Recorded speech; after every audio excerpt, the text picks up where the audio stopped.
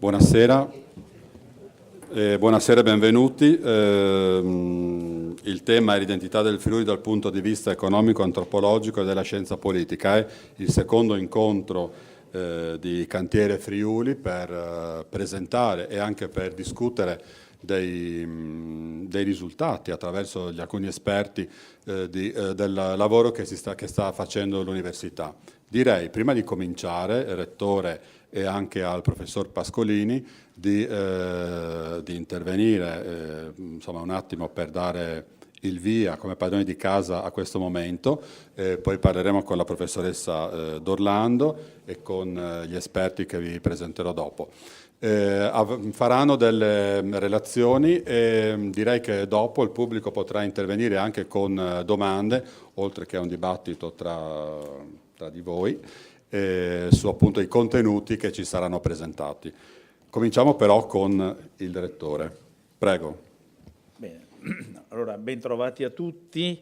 Io vi porto dei brevissimi saluti per dirvi che stiamo continuando in questo lavoro che vorrei ricordarvelo, è un lavoro che ci siamo dati almeno triennale, e cioè un lavoro di riflessione coinvolgendo persone che sono ovviamente interessate sul piano istituzionale, sociale, personale, e quindi in una geometria variabile che vede colleghi universitari di questo Ateneo, ma non solo, e tutte le istituzioni e le persone che possono dare testimonianza, portano esperienze, portano idee, in ambiti molto ampi. Noi andiamo dal tema, come in questo caso, dell'Officina Autonomia e Istituzioni, ma al welfare, all'economia e così via.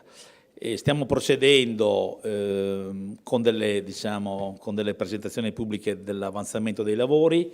Abbiamo fatto recentemente un atto e mezzo sulla montagna, l'Officina della Demografia ha presentato dei risultati. Tutti sappiamo che la montagna è in difficoltà, ma vedere i numeri vi assicuro che bisogna essere forti, ecco, bisogna essere forti. Adesso stanno continuando, c'è stato un confronto anche pubblico con operatori, qui c'è Giacomello, lo ringrazio perché è stato uno dei protagonisti di quella giornata, e quello che voglio dirvi è che esco da questi incontri più convinto che mai che sia opportuno confrontarci. È anche un'occasione, quella delle elezioni prossime regionali, interessante, perché credo che molte dei problemi e delle ipotesi di soluzioni che stanno uscendo in questi confronti pubblici possono essere recepite dalle forze politiche per parlarne nei loro confronti e programmi elettorali.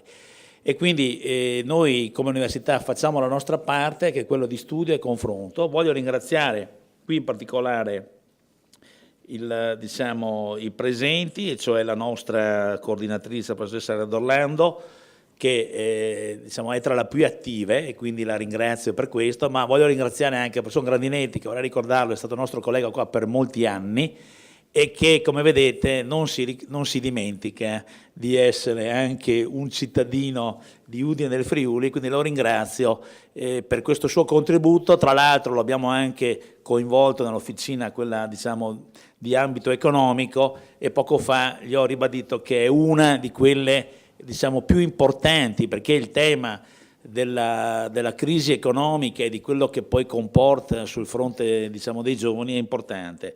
E voglio ringraziare anche Sabrina Tonuti e Marco Stolfo che hanno voluto essere qui con noi oggi. Ringrazio anche il sempre presente Presidente Lanci, che è di fatto un partner in questo progetto di Cantiere Friuli, perché i comuni sono i primi che hanno l'interesse affinché ci sia un confronto, un dibattito e anche delle prospettive. Grazie a tutti e buon lavoro.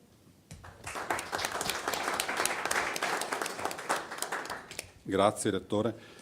La parola al professor Pascolini, delegato per il territorio e che appunto segue questi temi per il cantiere.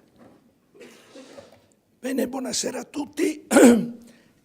Poi che va in davanti al cantier e poi al capo cantier resta senza vols, perché bisogna sberrare ai murados, ma ai architetti, perché ogni tanto no, al stabilimento se indura tira su magari rischia di strucciarsi. Bene, buonasera a tutti. Porto veramente il saluto di Cantiere Friuli nel suo complesso, delle officine. Non ripeto le linee guida che il Rettore ha già indicato, ma voglio ricordare che il lavoro che stiamo facendo sta arrivando a maturazione. Si è già ricordata la prima uscita pubblica dell'Officina su Demografia e Territorio, stiamo mettendo in piedi le prime workshop di lavoro dell'Officina che si occupa di economia, quindi va incontro a quelli che sono i temi che indicava il Rettore, e poi stiamo lavorando anche nelle altre officine, per cui i mesi, la fine febbraio e marzo saranno intensi da questo punto di vista. Colgo l'occasione, riallacciandomi all'intervento del Rettore, che abbiamo messo in cantiere, per usare nuovamente questa espressione, una serie di incontri che vogliamo chiamare Cantiere Udine, proprio di riflessione sulla città e sul ruolo dell'università dentro la città.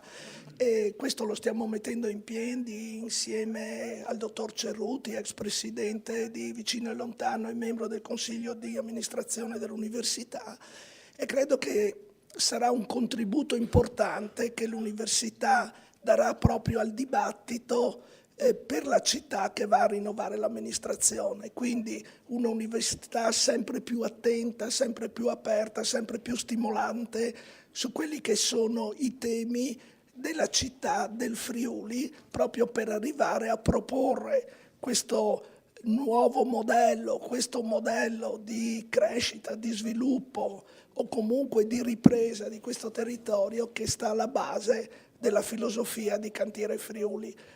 Buon lavoro, cercate di lavorare bene perché altrimenti la voce dopo mi va via del tutto, e io voglio arrivare entro i 3 anni a fare un grandissimo lick-off con tutti, perché credo che l'università in questo caso può essere veramente quel punto di riferimento che i 125.000 che hanno firmato subito dopo il terremoto l'hanno pensata, e così credo che andiamo anche in quella giusta direzione. Grazie.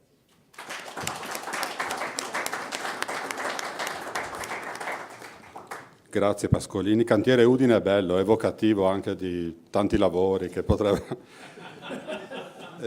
Allora, professoressa, a lei la parola per introdurre questa giornata, delegata per le autonomie, coordinatrice del cantiere Friuli.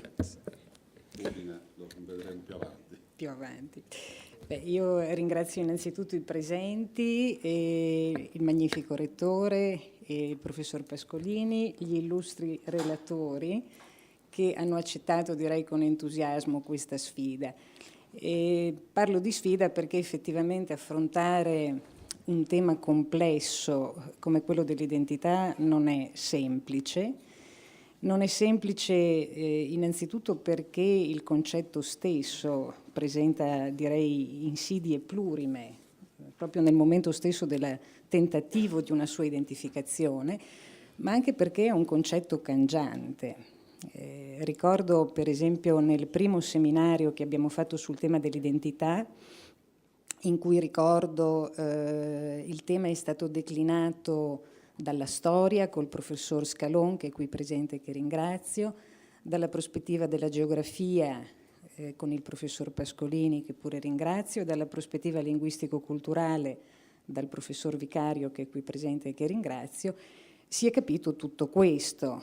In particolare il professor Pascolini sottolineava come il concetto di identità sia un concetto di relazione, e quindi è un concetto che più di altri è idoneo a definire l'idea di comunità nella quale ci si riconosce. E questa è un po' la premessa, la ragione meglio, che induce un'officina come la nostra, che per la gran parte è composta da giuristi, ad affrontare un tema che il diritto normalmente tocca poco, perché l'identità per i giuristi è un concetto presupposto, potremmo dire. È un concetto di cui il diritto si occupa solamente in circostanze molto delimitate, molto precise, ma il diritto pubblico in particolare, direi, non si occupa quasi per nulla. E qui sta appunto la necessità, in considerazione di quelli proprio che sono gli obiettivi della nostra officina, di fare questo passaggio preliminare. Qual è l'obiettivo della nostra officina? L'obiettivo della nostra officina è quello di proporre uno o più modelli di riassetto del governo di area vasta in un momento in cui l'assetto istituzionale del governo locale nella nostra regione è stato soggetto a delle rivoluzioni significative, se pensiamo all'abolizione delle province da un lato, attraverso una modifica anche statutaria, se pensiamo alla creazione di queste nuove forme associative tra enti locali, che un po' stentano per svariate ragioni forse a decollare. E quindi la nostra sfida principale qual è? Quella, dicevo, di proporre uno o più modelli di governo locale, e quando parliamo di Friuli il governo non può che essere concepito in termini di governo di area vasta, che non siano delle mere soluzioni burocratico-amministrative, ma che siano anche delle soluzioni di ingegneria istituzionale che preservino, valorizzino e attualizzino quelle che sono le peculiarità di una comunità, quelle che sono le peculiarità di un territorio. E quindi da questo punto di vista i giuristi hanno capito che devono necessariamente avvalersi dell'apporto di altre scienze per mettere a fuoco quel momento pregiuridico sul quale poi costruire, o tentare comunque di costruire, delle soluzioni istituzionali funzionali. Un altro passaggio fondamentale che vorremmo che emergesse nel corso dei nostri incontri, non solo quelli sull'identità, ma su quelli che faremo nei mesi a venire, come quello sulla finanza pubblica locale, quello sulla organizzazione, sul personale delle amministrazioni locali, quello sulle funzioni e i servizi locali, e anche capire che cos'è in realtà la tanto declamata autonomia. Il nostro punto di partenza, infatti, è che riteniamo sia necessario fare chiarezza su un dato. Spesso ci si confonde, diciamo così, pensando che l'autonomia, da tante parti rivendicata e declamata, sia un fine. In realtà noi siamo assolutamente persuasi che l'autonomia sia invece uno strumento per realizzare un insieme di regole diverse da quelle che disciplinano altre comunità e la cui diversità deriva dalle caratteristiche peculiari che la nostra comunità ha rispetto alle altre. E quando si parla di caratteristiche differenti è evidente che il concetto che meglio di tutti probabilmente sintetizza questa differenza di modo di essere è proprio il concetto di identità. Quindi in realtà esiste un continuum nell'analisi del concetto di identità e in quella poi degli assetti istituzionali. Perché, come ho avuto modo di dire anche nell'introduzione dello seminario della volta scorsa, è solo se l'autopercezione consapevole che una comunità ha di sé che riesce ad innervare le strutture istituzionali che può produrre poi un risultato positivo, cioè fare in modo che quelle strutture istituzionali, che poi sono i nostri rappresentanti, siano capaci di elaborare politiche pubbliche che siano tarate sulle nostre specifiche necessità. Quindi, data la circolarità, potremmo dire, del rapporto che sussiste tra questi elementi, abbiamo deciso di partire proprio dall'analisi scientifica e multidisciplinare del concetto di identità del Friuli. Come abbiamo scelto le discipline?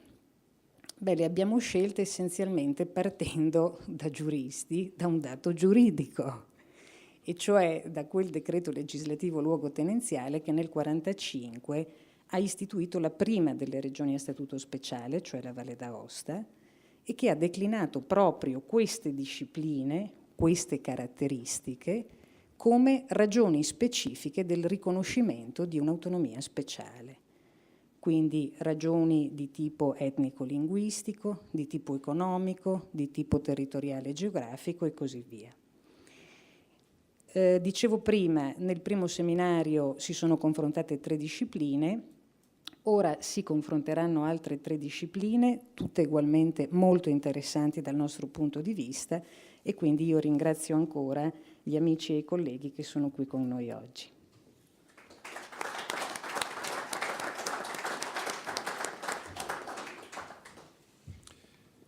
Le altre 3 discipline, appunto, punto di vista economico, antropologico e poi della scienza politica.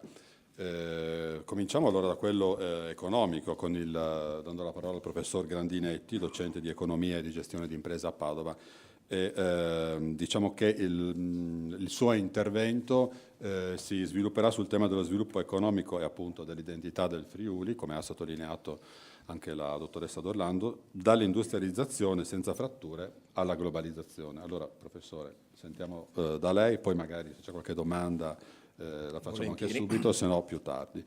Grazie a Elena D'Orlando che mi ha invitato a questa sfidante iniziativa a cui partecipo volentieri, insomma, anche se il tema è complesso, da emigrante settimanale, ecco, diciamo così, visto che l'immigrazione poi la citerò nel mio intervento perché è importante per i meccanismi identitari. Il punto di partenza per me è il tipo di sviluppo economico che tra gli anni 60 e 70 ha trasformato il Friuli, da area arretrata d'Italia a area sviluppata e dinamica nel contesto italiano.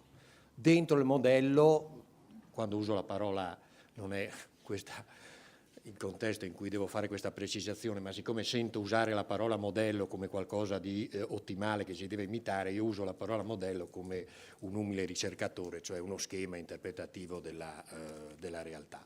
Ecco, dentro il modello della Terza Italia, centro Italia e nord-est sostanzialmente,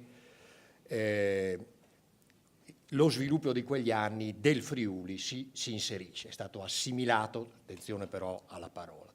Le Tre Italie era un termine coniato da Bagnasco, Tre Italie del 77, e poi per tutta questa area del paese, che era terza rispetto alla prima, Lombardia, Piemonte, Liguria, e terza ma non nel senso di ultima rispetto al sottosviluppo del sud, okay? a una grande area ancora di sottosviluppo.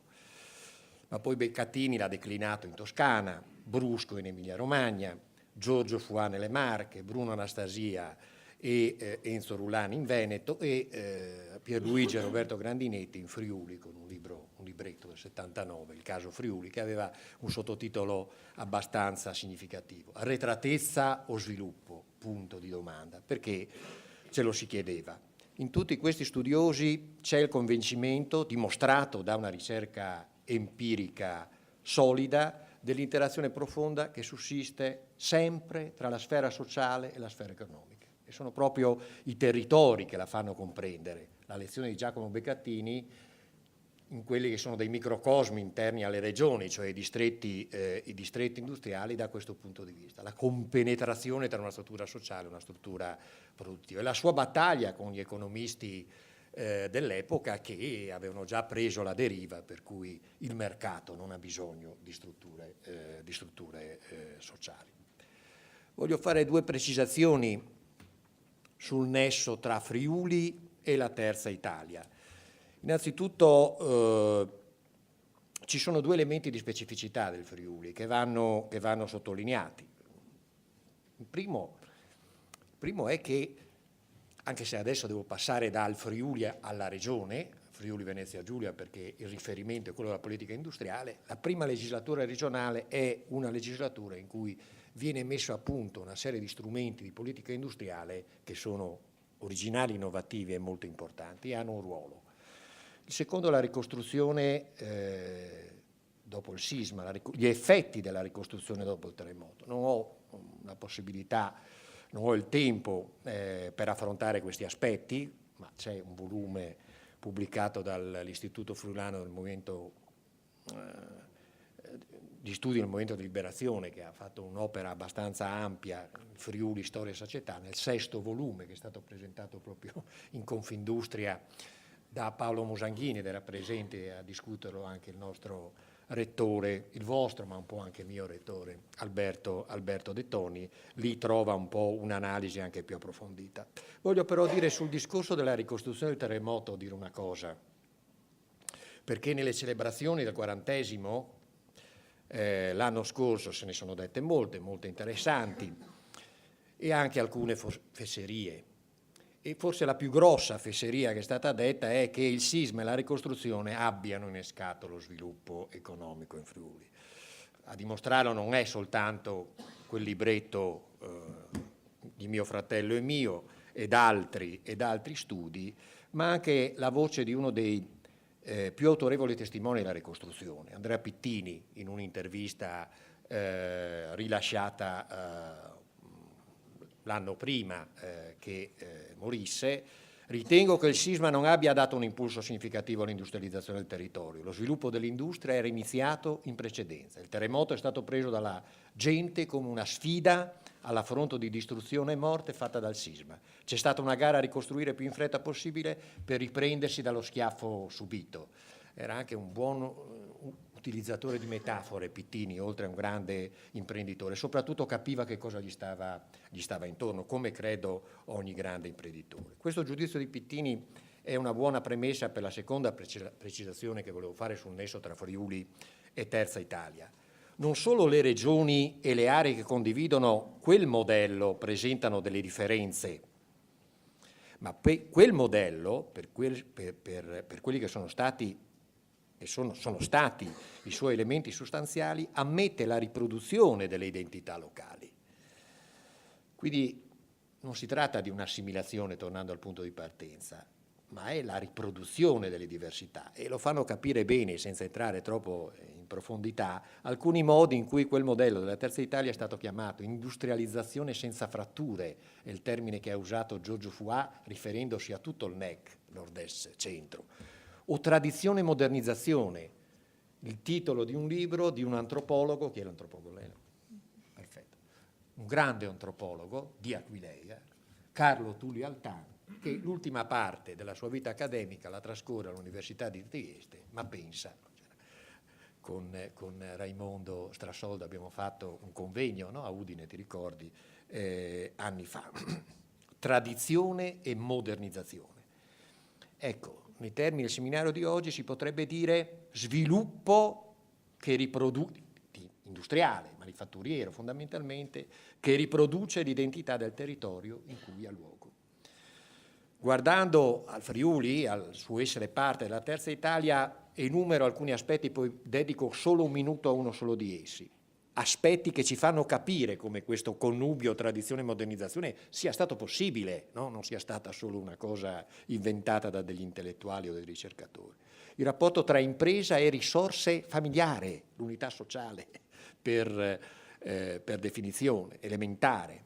Il passaggio dal fondo agricolo insufficiente a garantire un reddito sufficiente, vi ricordate il film splendido, Gli ultimi di Davide Maria Turoldo, quando la famiglia è ambientata negli anni 30 a Coderno di Sedegliano, se non sbaglio, ma il film è dei primi anni 60 e Turoldo sa che lui sta raccontando qualcosa che è ancora la realtà di quel paese in quegli anni, ma in quegli anni, un po' sopra, un po' sotto, magari nasceva una piccola fabbrica, il modello di industrializzazione diffusa, e i due giovani che negli ultimi se ne vanno, la scelta è lasciare il fondo, non è sufficiente, andiamo all'estero, magari rimanevano. Ma dicevo, il passaggio da questo tipo di agricoltura di sussistenza, ma alla fine di non sussistenza, all'agricoltura a tempo parziale, che è invece integrata, no, nell'industrializzazione. Spesso il marito lavora in fabbrica e la moglie tiene la piccola azienda agricola,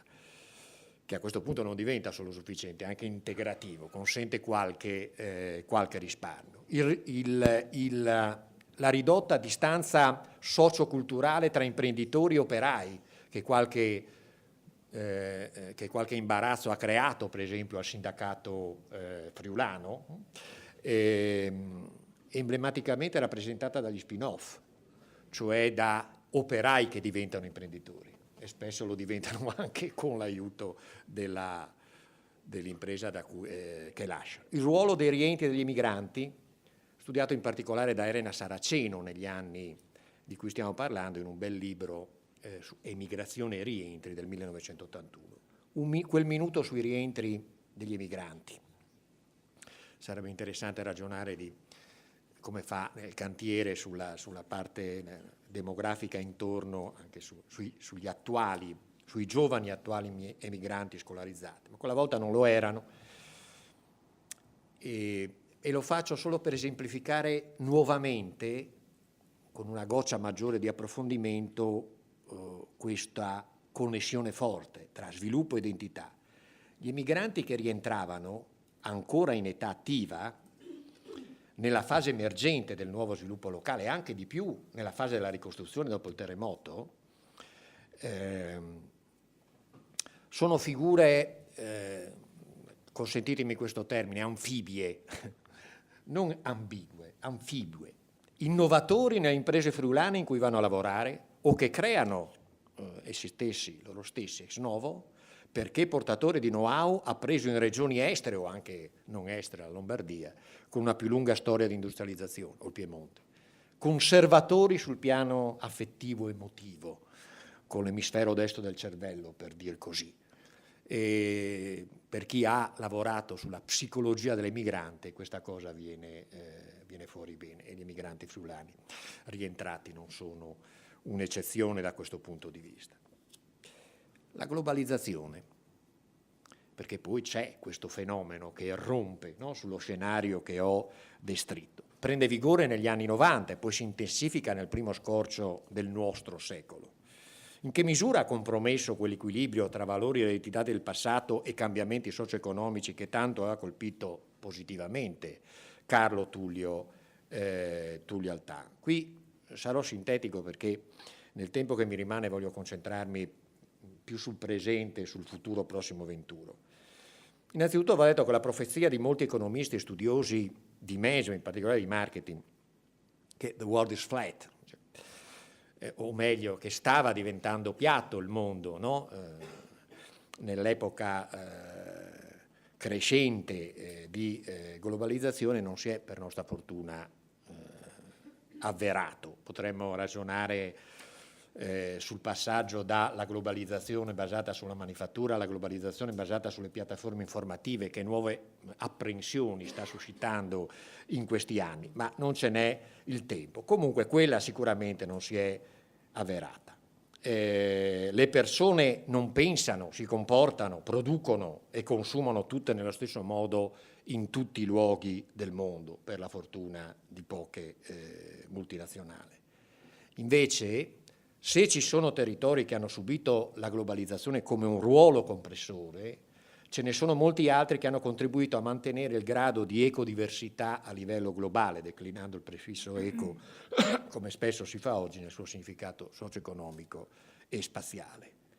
L'identità territoriale, o molte di esse, si sono dunque riprodotte, non necessariamente uguali a se stesse, ma comunque si sono riprodotte in quanto differenze. In altri termini, la struttura sociale e la geografia, la sua geografia, contano ancora. Quindi l'attenzione va rivolta ai singoli territori per comprendere innanzitutto se esprimono una capacità che necessariamente è sistemica, non può essere legata solo a pochi singoli, all'inevitabile appiettimento derivante da una società locale, da una economia locale esodirette, quando questo è il caso, prive di progettualità endogene. In caso affermativo, se il territorio ha questa capacità, capacità di resistenza o capacità di resilienza, per dire un termine nuovo, in realtà è latino, quindi è vecchissimo, ma insomma diventato di nuovo ad uso frequente. Se un territorio questa capacità le esprime, ci si deve chiedere se lo sviluppo locale possa ambire a una posizione competitiva sostenibile sul piano competitivo, solo reinventando drasticamente la propria identità, come hanno fatto alcuni territori, alcune aree metropolitane ad esempio, che hanno negato l'identità precedente perché non era compatibile con un processo di evoluzione, con un processo di sviluppo. Alcune aree metropolitane lo hanno fatto. Oppure mantenendo un rapporto non residuale e non meramente folclorico con l'identità del passato, una sorta di eredità in grado di marcare una nuova stagione del connubio tra tradizione e modernizzazione delineato dal TAN, ma per qualcosa che succedeva nel secolo scorso, anche se nella seconda metà del secolo scorso. Guardando al Friuli, non mi resta che offrire qualche spunto di riflessione su un futuro che diventa prevedibile solo nella misura in cui lo si voglia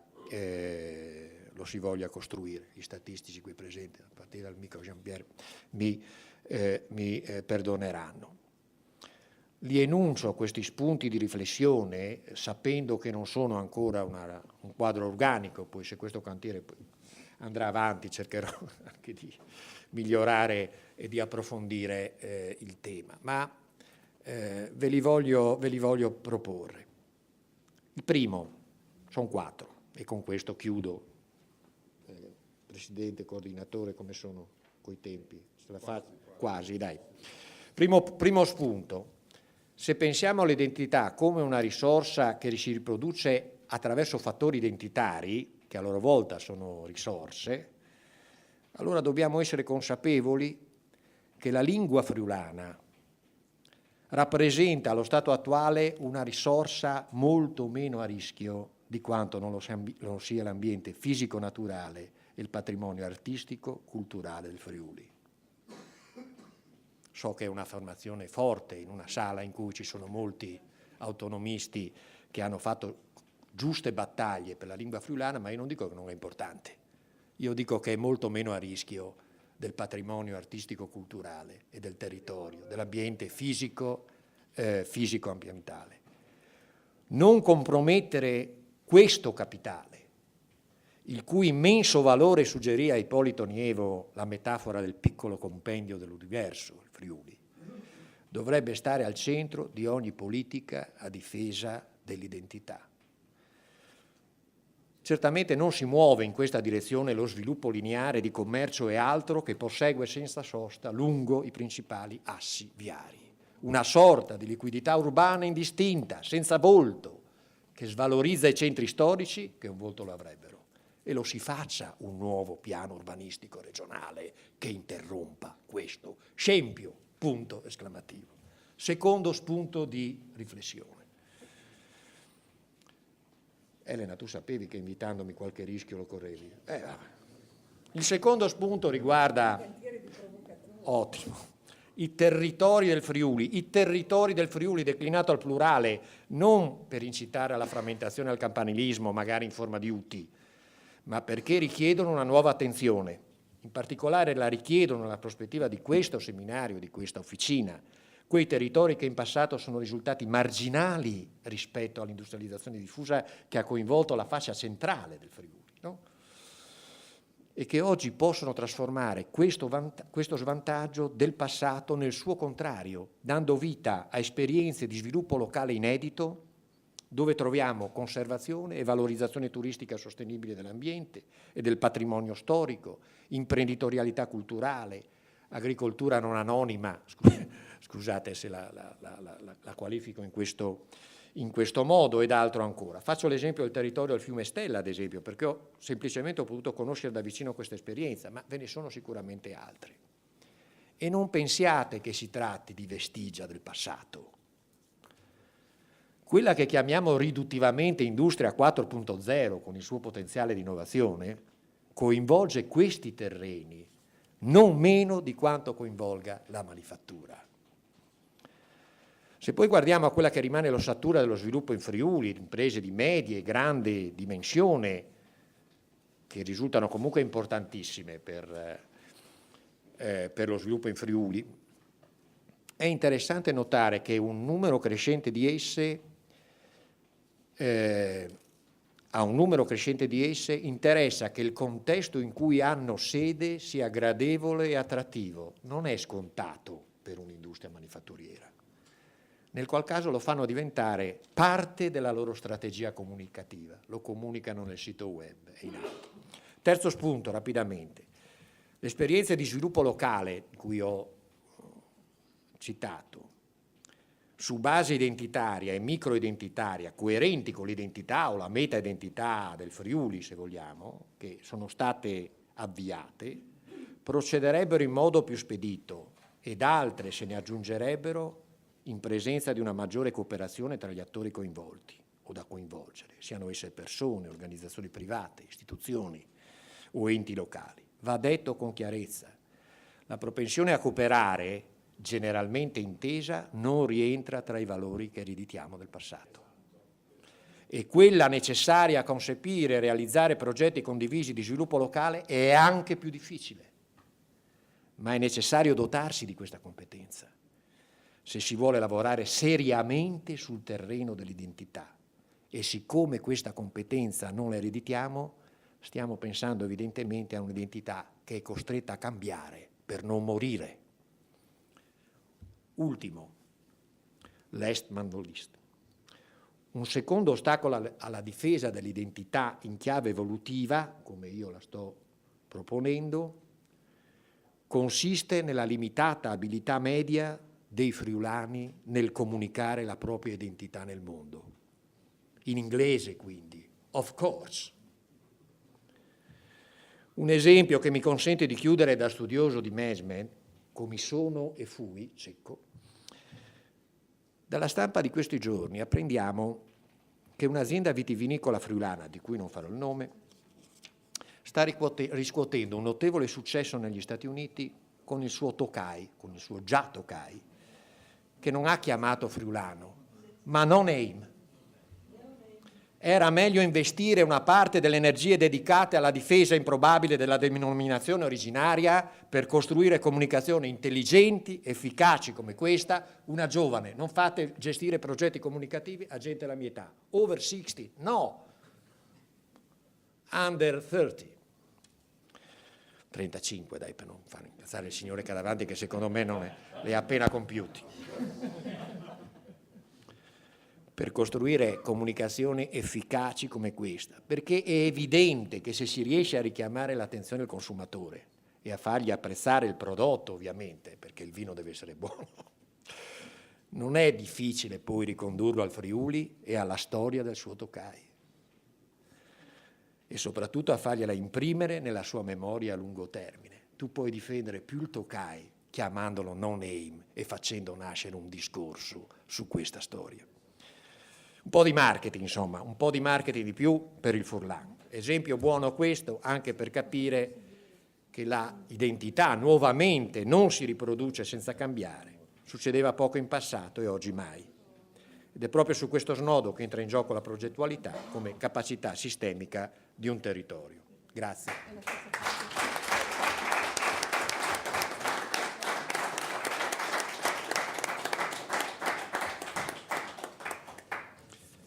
Grazie Grandinetti, tanti gli spunti che magari dopo cercheremo anche di discuterne. La professoressa Sabrina Tonutti, il suo tema è identità in Friuli tra eredità e progetto. Grandinetti ha detto una cosa, l'identità deve cambiare per non morire. Ecco, lei è d'accordo?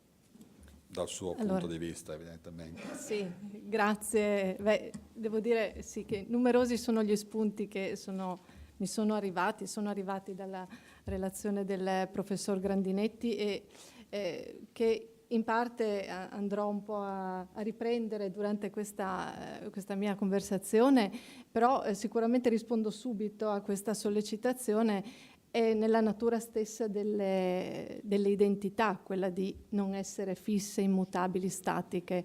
Quindi sicuramente questa è una caratteristica. Bisogna vedere se è costretta a mutare o diciamo a quali processi deve essere sottoposta per mutare, insomma, qual è il terreno in cui questa trasformazione prende luogo. Comunque, ecco, ci tornerò in questo intervento. Mi è stato chiesto appunto di ragionare sul tema dell'identità, anche un po' illustrando quella che è la prospettiva antropologica.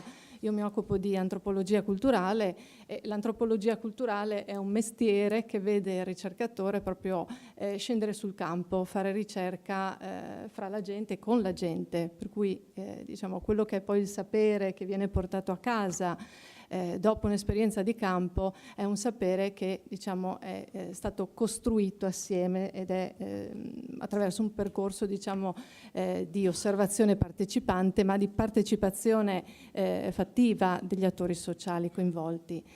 E quindi la prospettiva antropologica per quanto riguarda il tema dell'identità è questa sostanzialmente, sintetizzando un lungo percorso di riflessione all'interno della disciplina. Oggi ovviamente non si tende più a utilizzare un concetto di identità come avveniva in passato, che si riferisce a presunte entità oggettive, realtà oggettive che identificano l'identità di una persona, di un gruppo, di una comunità.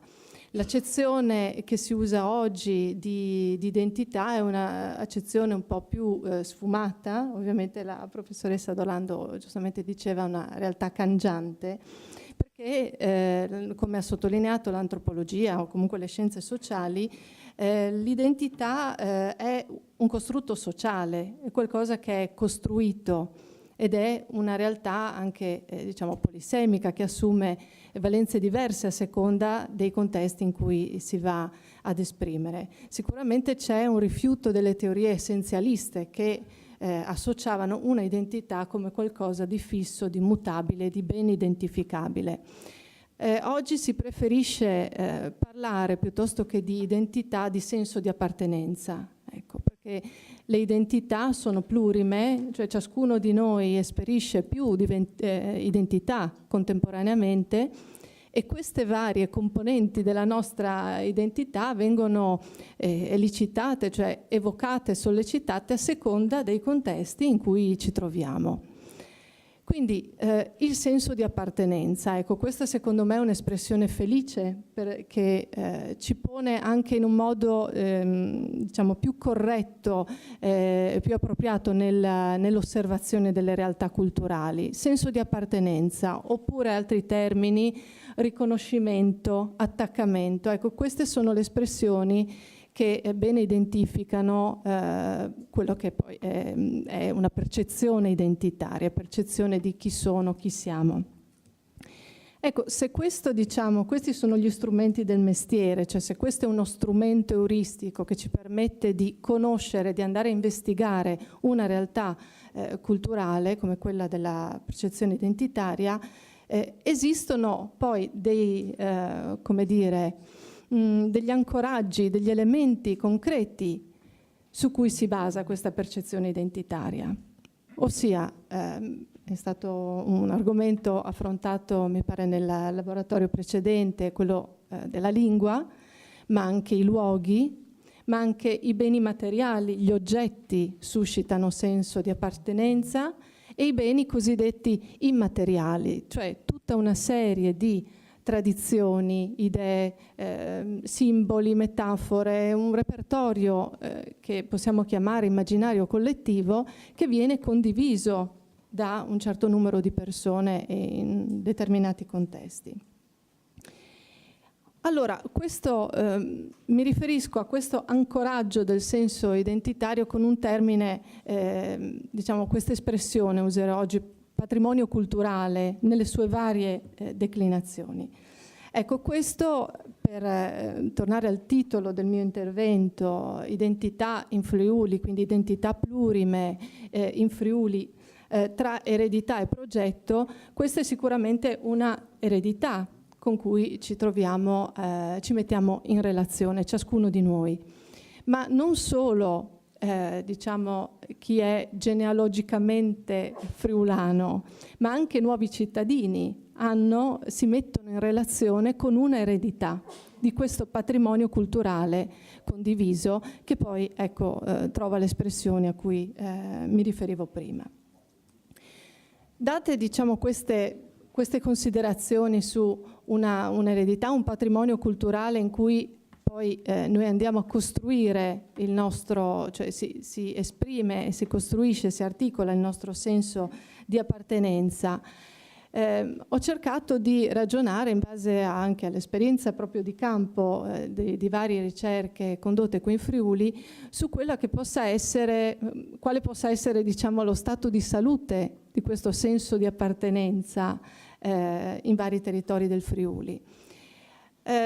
Se prendiamo diciamo come sintomo di questo stato di salute o meno diciamo la volontà di molte persone all'interno delle più diverse comunità di conservare, documentare e anche comunicare e anche patrimonializzare vari elementi del proprio patrimonio culturale, allora potrei dire che, diciamo, questa situazione è incoraggiante da questo punto di vista. Basti pensare a tutta quella serie di iniziative culturali, di collezioni di beni, penso anche ai musei etnografici di cui è costellato tutto il nostro territorio.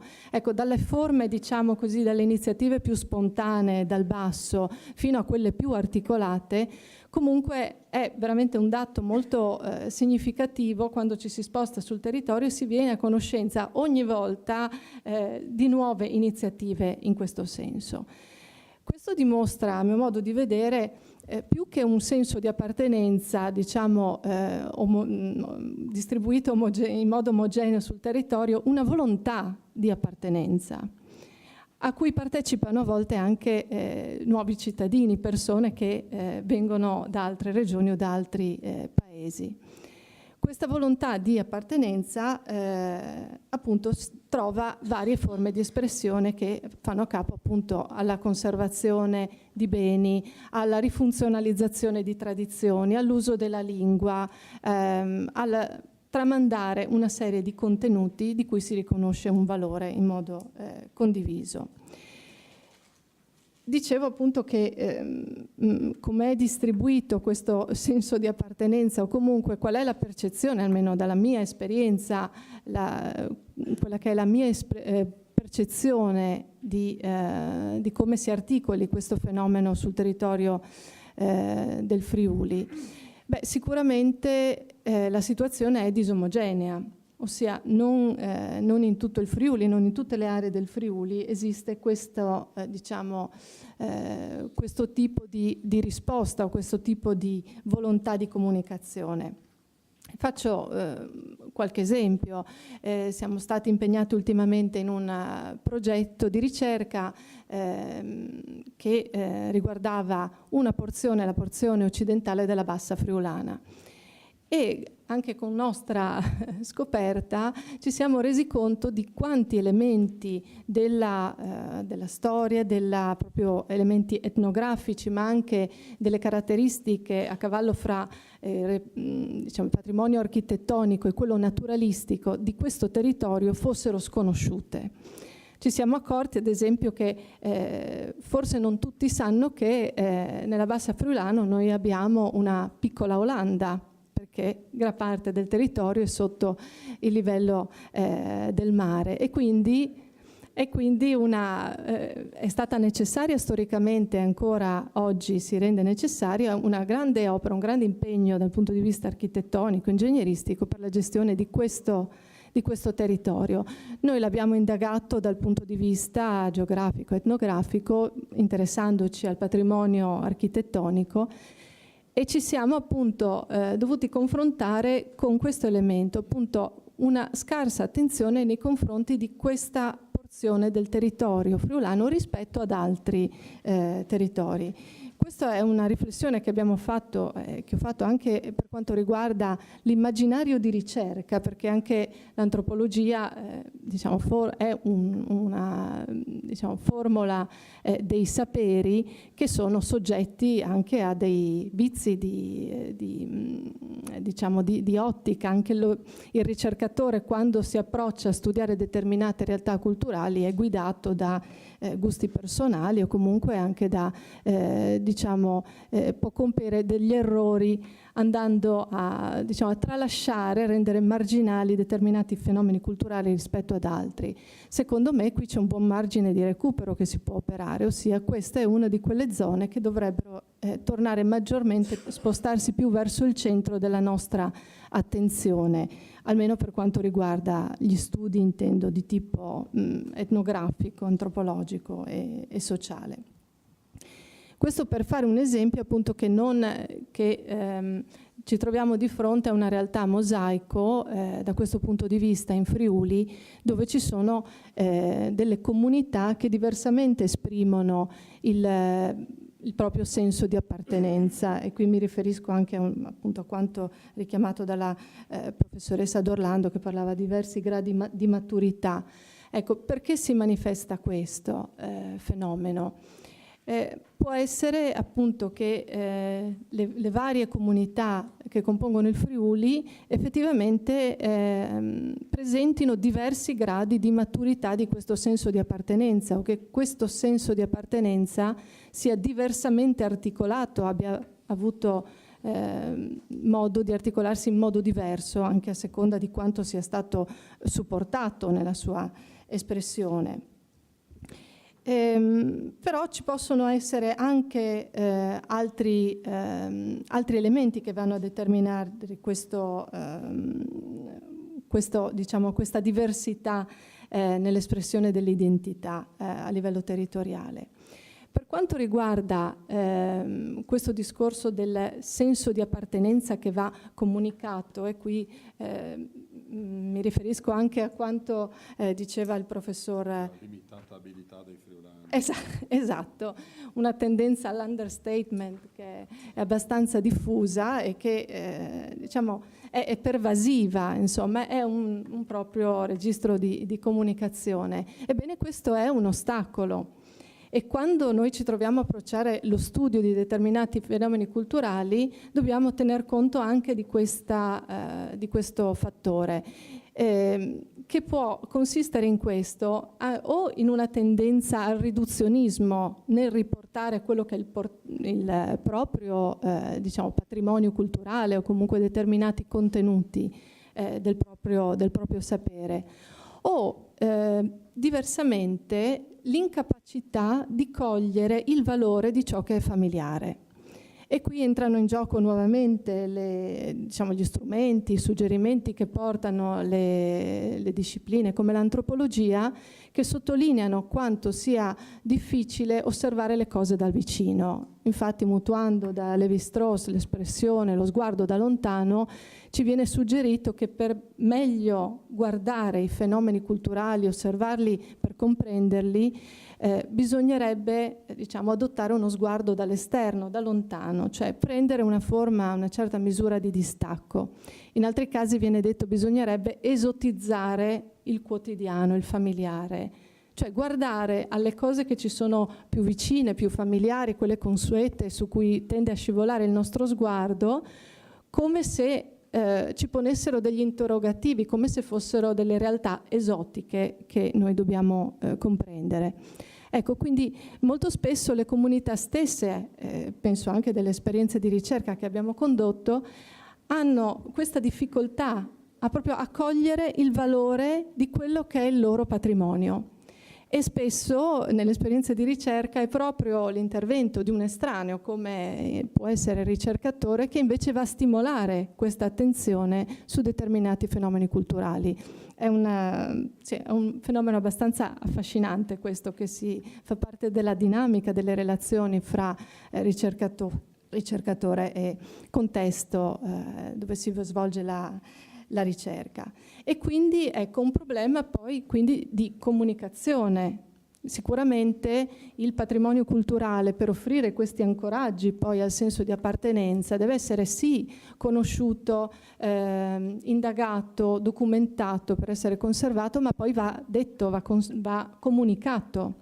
ed è estremamente importante che venga riconosciuta in questo modo, riconosciuto il valore di determinati elementi culturali che sono oggetto di conservazione o comunque di valorizzazione. Infine, e poi subito chiudo, c'è anche una tendenza, a mio parere, in alcuni casi a limitare la conoscenza di determinati fenomeni culturali, elementi del patrimonio culturale da valorizzare, di limitare questa conoscenza a una cerchia di addetti ai lavori. Ecco, mi è capitato per esempio nelle ricerche svolte sulle culture di mestiere nel Manzanese per la produzione di sedie, dove abbiamo scoperto delle informazioni e degli elementi estremamente interessanti che, comunicati adeguatamente, avrebbero potuto rappresentare anche un valore aggiunto a quello, diciamo, quello che viene l'attività produttiva specifica del territorio, ma queste informazioni non riuscivano a varcare determinate soglie e quindi rimanevano inutilizzati, lasciando così diciamo, in un angolo dimenticato un patrimonio veramente prezioso.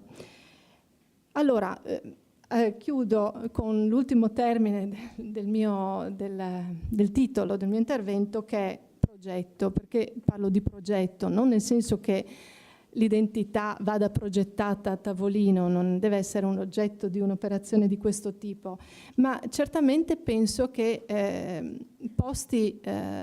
diciamo, posta la presunta volontà delle comunità, del mondo dell'associazionismo, dei musei e quant'altro, di valorizzare il patrimonio culturale a cui sentono legato il proprio senso di appartenenza.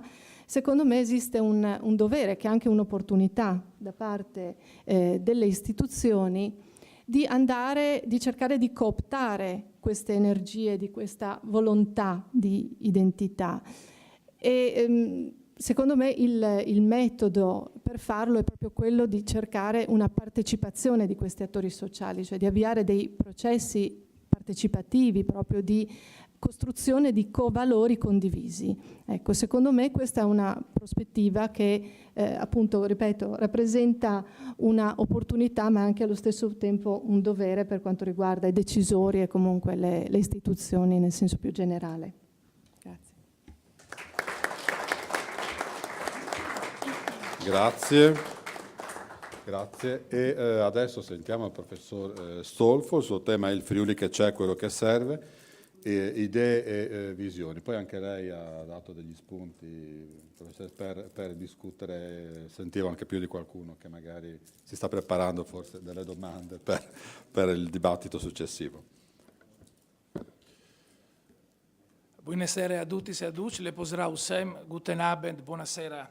Intanto anche per riprendere un po' la sollecitazione che l'identità, soprattutto un'identità dinamica e plurale, va comunicata.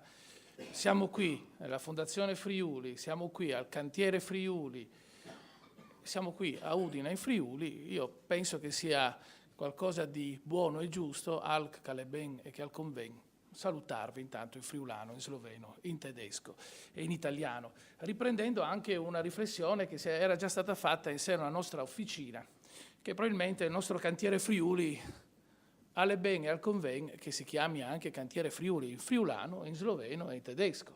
E quindi magari questa è un'occasione per riprendere questa sollecitazione che era emersa all'interno del nostro gruppo di lavoro.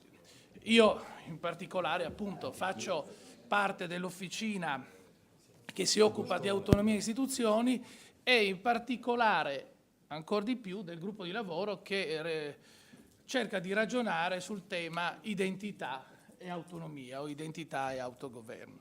Ed è proprio di alcune questioni che sono emerse nel corso dei nostri lavori, da quando l'officina è partita, e che sono stati ulteriormente sollecitati sempre all'interno di questa attività e anche con il confronto con con il territorio, con l'esterno, anche con un approccio, come veniva consigliato, e io condivido, anche di esotizzazione, di allontanamento per cercare di vederlo un po' meglio.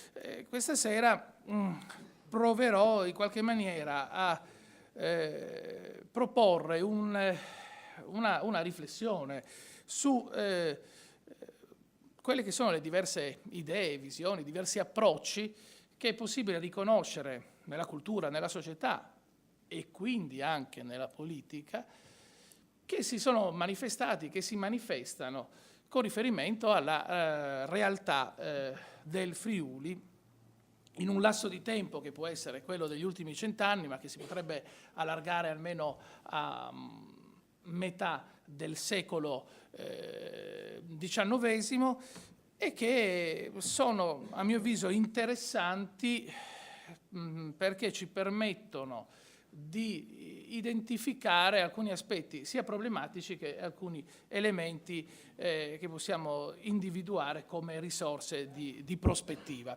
In particolare io vi proporrò un tentativo di categorizzazione, se così si può dire, di queste diverse tendenze in 3 atteggiamenti, orientamenti generali. Proverò poi a interpretare queste categorie che vi propongo alla luce di un paio di antinomie, di cleavage, tra centro e periferia, tra destra e sinistra, dal punto di vista del pensiero e anche della prassi politica, utilizzando altresì la chiave di lettura della nazione, della nazionalità e del nazionalismo. Il punto di partenza è in qualche maniera la consapevolezza che probabilmente colloca me, che presento questo mio intervento questa sera, già in una delle 3 categorie che provo a illustrarvi, dell'esistenza del Friuli.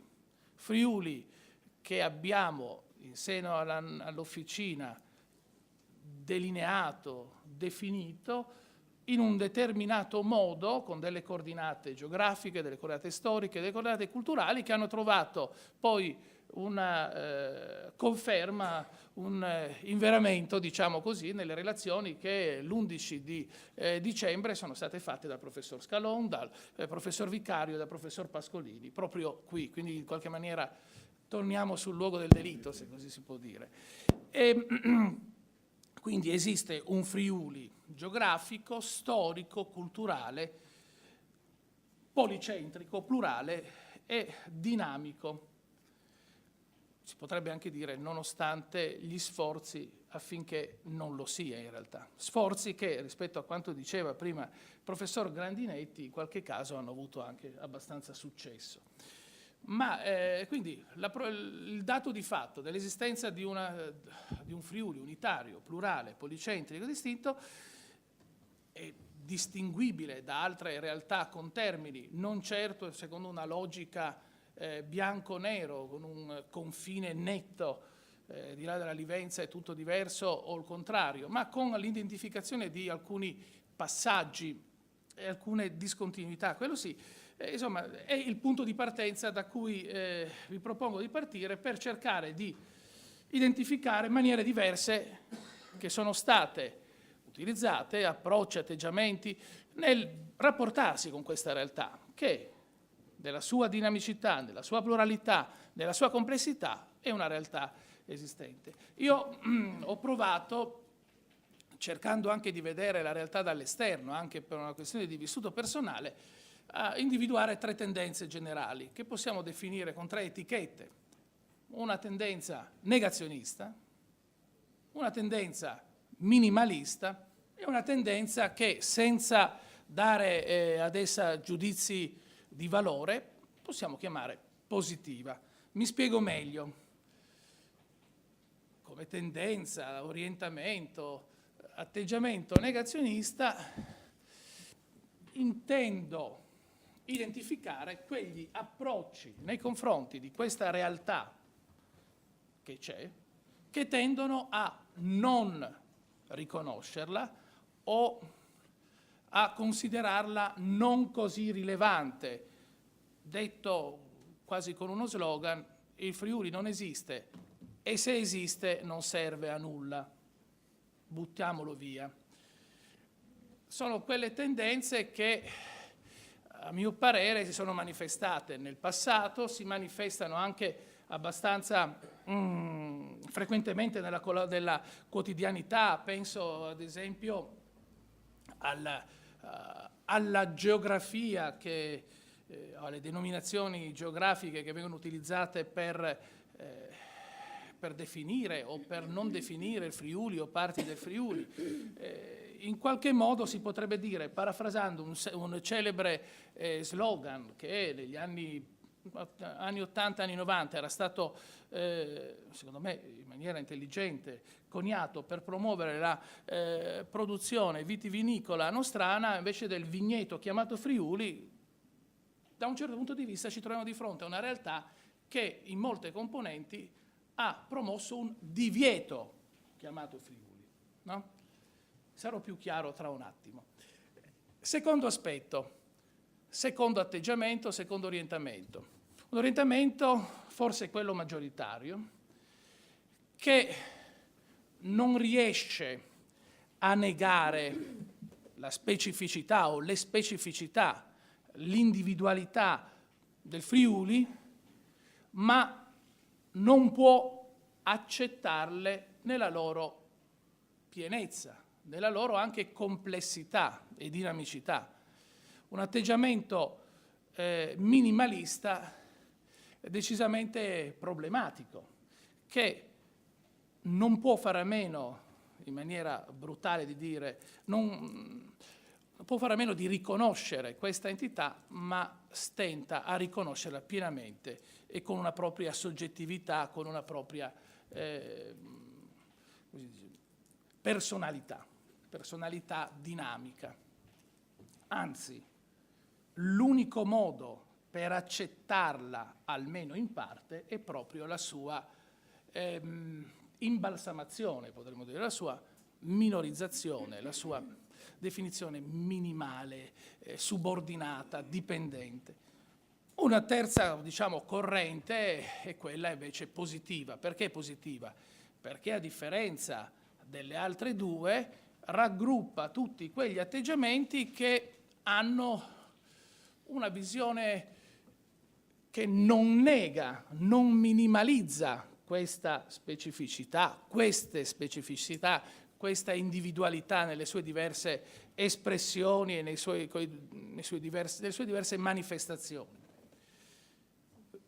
Sostanzialmente ci troviamo tendenze cosiddette da me negazioniste che negano il Friuli e tendenze che lo riconoscono però come conjuicio, quindi in questo caso a differenza della tendenza generalmente definita negazionista, qui non abbiamo un atteggiamento, no, il Friuli non c'è, non esiste, o se esiste lo buttiamo in tascovazzis, ma c'è però si esprime probabilmente con un concetto, tra l'altro molto usato, forse anche strausato, tra l'altro forse anche non così consapevolmente talvolta, e questo rende ancora di più evidente la sua forza, a mio parere minimalista, che è piccola patria. Il concetto di piccola patria è forse uno dei concetti più antifriulani, a mio parere, contro il Friuli, che possano esistere, ed è un'espressione che ha avuto una grande fortuna nella produzione culturale, nella comunicazione, anche talvolta nell'elaborazione politica, e questo rende, secondo me, in maniera particolarmente interessante la complessità della realtà del Friuli, per la quale è necessario trovare un compromesso, appunto, un compromesso al ribasso. Non si può negare, va riconosciuto, accettato, però soltanto parzialmente, in maniera subordinata a qualcos'altro. L'approccio positivo invece rifiuta la piccola patria. In questo approccio noi troviamo tendenze diverse, ovviamente, che proveremo a decodificare secondo alcune parole chiave, secondo alcune chiavi di interpretazione. Però il Friuli non è una patria piccola, neanche extra large. Al massimo è patria anche in maniera differente, patria come terra d'origine, patria come riferimento a un nome storico, patria del Friuli, patria come spazio di relazioni, tra l'altro anche con riferimenti simbolici e non solo, a una dimensione storica, politica e religiosa, con accenti e attenzioni riferite più all'uno o all'altro aspetto ancora, oppure a una fusione tra questi, che è per esempio l'esperienza storica anche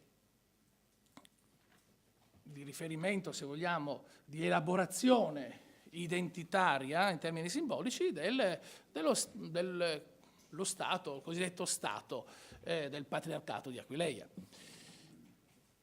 con una proiezione in particolare a una dimensione contemporanea, cioè uno spazio appunto di relazioni che ribalta uno schema. Quale schema? Lo schema centro-periferia. Allora, rispetto allo schema centro-periferia noi vediamo le tendenze da me umilmente definite negazioniste e quelle da me altrettanto umilmente definite minimaliste convergere nella direzione dell'attribuzione dell'importanza al centro, in questo caso una dimensione Stato-nazionale, e alla consapevolezza del fatto che il Friuli è una periferia con elementi di alterità e forse anche di antagonismo che vanno neutralizzati o con la loro negazione oppure con il loro addomesticamento. Negazione che è altresì una azione, per riprendere anche una parola chiave usata prima dal professor Grandinetti, di assimilazione. No? Quindi questa è una discriminante tra i due primi orientamenti, approcci generali, quello negazionista e quello della minimalista della piccola patria, che per certi versi potrebbe essere anche quello della piccola lingua, sì, per fare la poesia, non perché venga usata in pubblico e magari venga insegnata e usata a scuola insieme all'inglese o allo sloveno. D'altra parte c'è un approccio positivo che, anche se con accenti diversi, nella dinamica centro-periferia riconosce a questa periferia, il Friuli, le potenzialità di essere un centro alternativo o quantomeno di essere un punto di vista, di vita, di sviluppo diverso da quello appunto centrale. È evidente che tutto ciò si manifesta con maggiore chiarezza nel quadro della costruzione, dell'evoluzione dello Stato unitario italiano, quindi l'idea, la teoria e la prassi del nazionalismo dominante, del nazionalismo italiano, e talvolta, anche se questo secondo aspetto è meno studiato e probabilmente anche, e per questo forse anche più stimolante e forse anche più contraddittorio, probabilmente esiste forse anche una chiave, e se noi andiamo a leggere libri, articoli, almeno dall'inizio del Novecento ad oggi, troviamo questo riferimento a una nazione Friuli, con tutte le ambiguità che sia con riferimento alla dimensione italiana che alla dimensione friulana possiamo riconoscere a questa parola chiave. Sembra l'elemento di sintesi tra le tendenze negazioniste e le tendenze minimaliste proprio una adesione che è tipica in particolare delle elite economiche e culturali del Friuli, a un nazionalismo italiano declinato evidentemente in forme diverse, con orientamenti e approcci politici differenti, con anche elaborazioni, sviluppi legati anche a diverse situazioni storiche, politiche e sociali.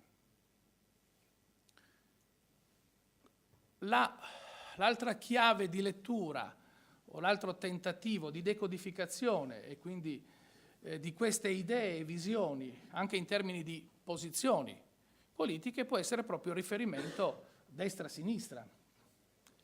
Anche qui, soprattutto nella società liquida del XXI secolo, nella politica in cui, come cantava Giorgio Gaber, non si sa più che cos'è la destra e cos'è la sinistra, tutto ciò sembra essere particolarmente difficile e complicato.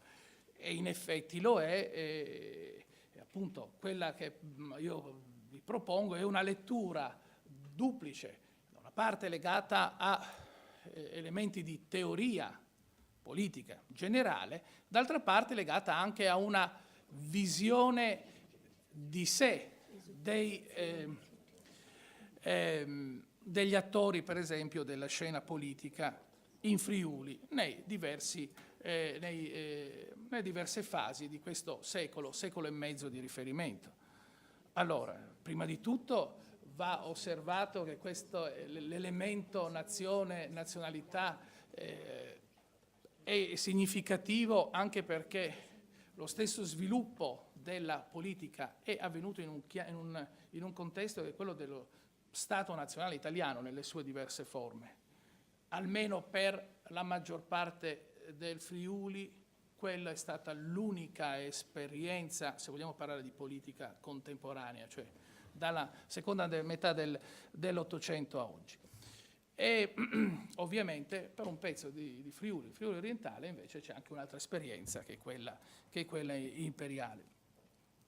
Però noi possiamo individuare presenze di destra o di sinistra tra i negazionisti con delle evidenti basi teoriche diverse. C'è una destra negazionista che evidentemente è conservatrice, è classista, è sciovinista, è ipernazionalista italiana e non può ammettere che esistano lingue diverse all'interno dei sacri confini della patria. C'è anche una sinistra che è nazionalista talvolta senza saperlo, talvolta anche sapendolo benissimo, perché non possiamo negare che anche l'evoluzione e la creazione dello Stato nazionale italiano è stata portata avanti da componenti che in quella prospettiva vedevano una prospettiva di progresso, anche dal punto di vista sociale, economico, politico. In più, probabilmente, tornando alla famosa questione dell'uovo e della gallina, è lo Stato che fa la nazione o la nazione che fa lo Stato? In uno Stato nazionale i partiti si danno sempre più una connotazione nazionale e hanno difficoltà ad ammettere alterità. Basta pensare a quello che sta succedendo in questi ultimi mesi nello Stato spagnolo, tanto per non andare molto lontano, o anche nello Stato francese.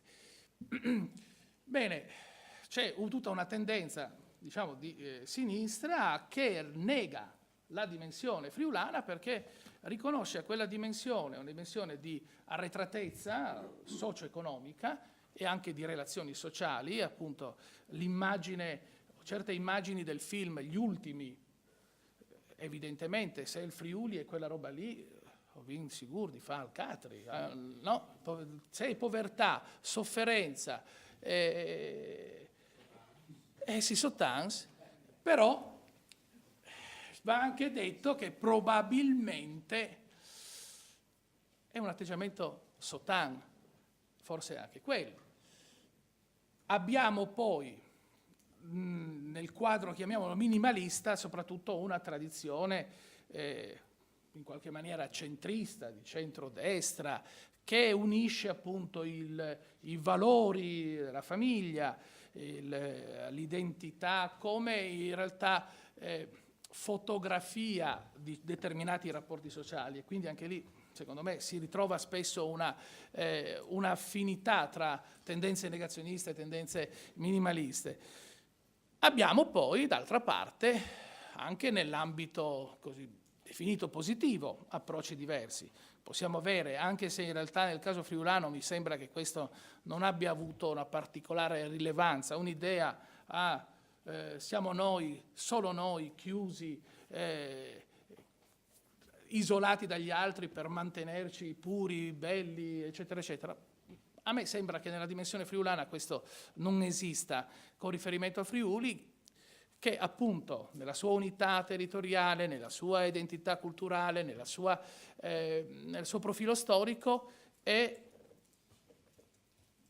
particolarmente bastardo, plurale, figlio di incroci, di meticciati, e quindi ci sono piuttosto approcci che mi sembrano più connotati a sinistra, magari in una sinistra eretica, anche alternativa ai grandi partiti, o figure significative dei partiti di sinistra che però non hanno perso o forse hanno riscoperto un legame con questa realtà culturale, storica, sociale, geografica specifica, che è quella del Friuli. Quindi l'idea positiva è un'idea di emancipazione decisamente alternativa all'idea negazionista di emancipazione, mentre l'idea negazionista di emancipazione dice roba vecchia, rapporti Paron e Sautin,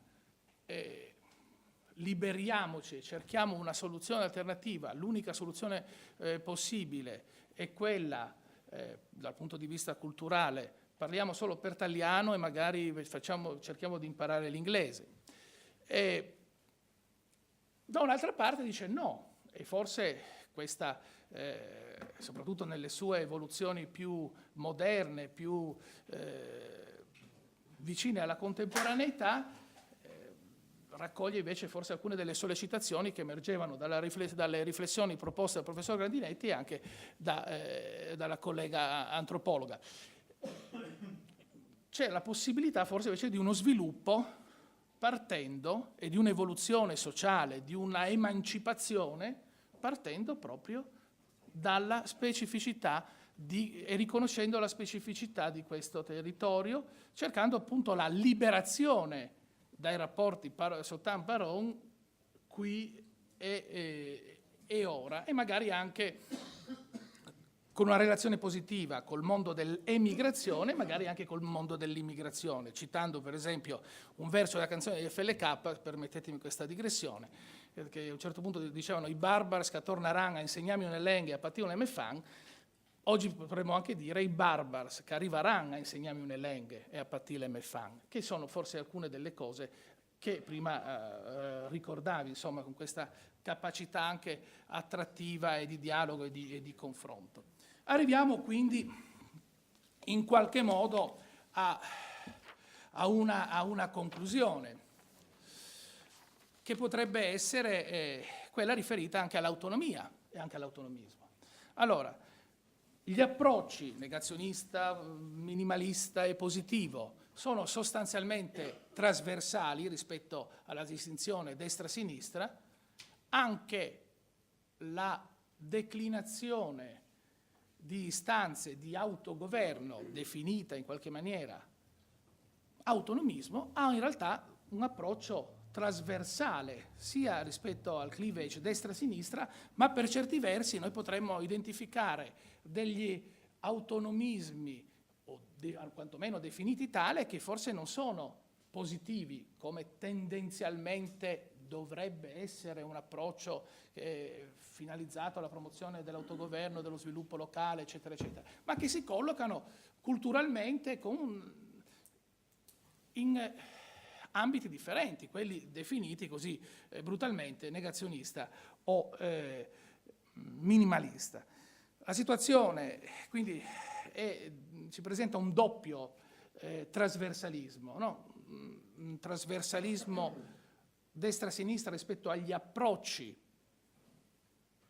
mantenuti nei confronti di questa realtà complessa che è la realtà del Friuli, un trasversalismo invece che è legato alle istanze di autogoverno.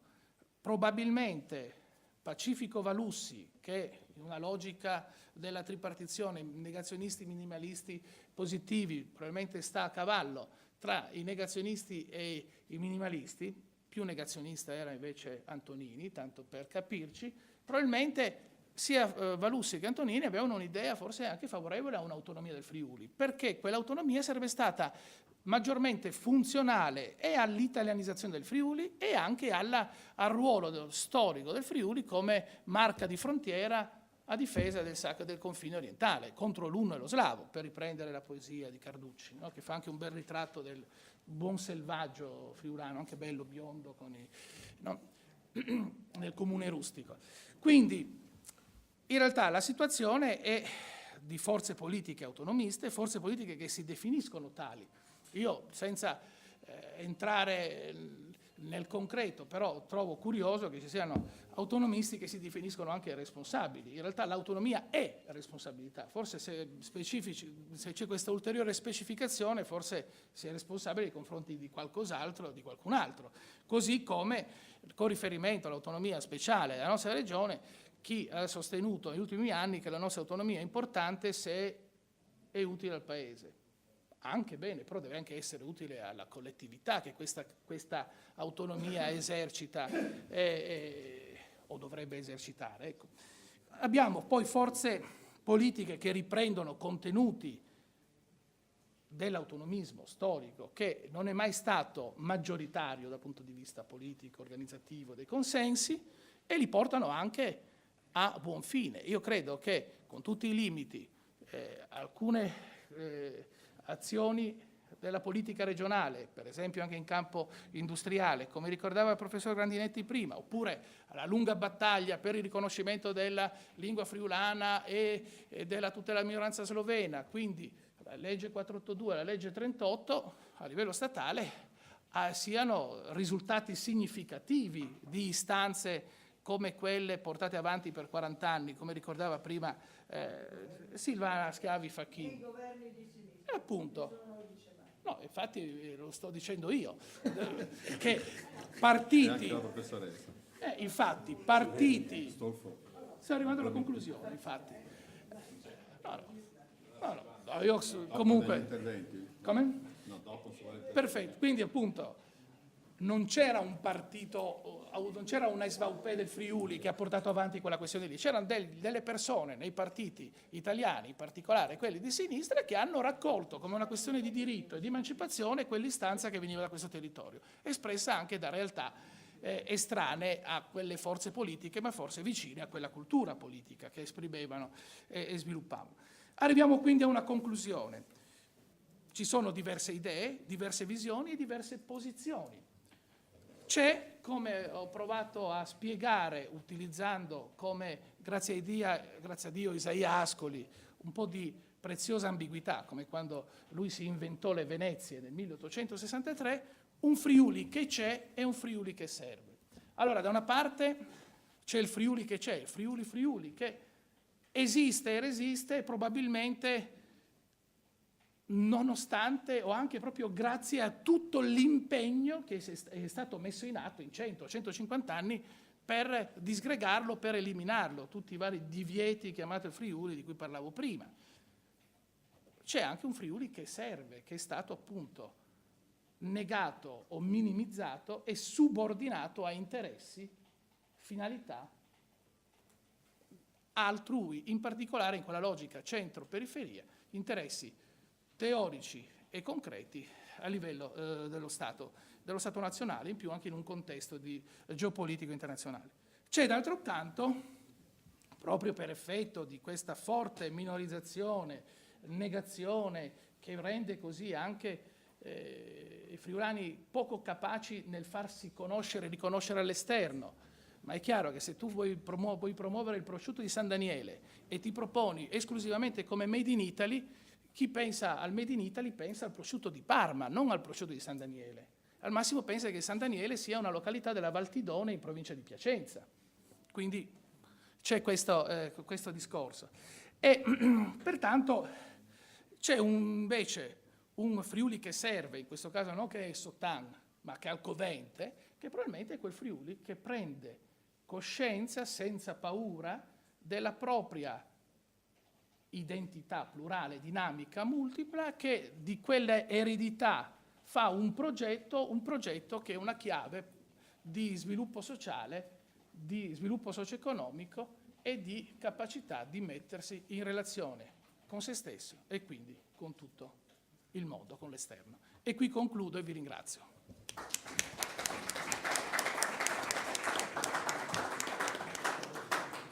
Grazie Stolfo. C'è qualche domanda? C'erano... Ecco, perfetto.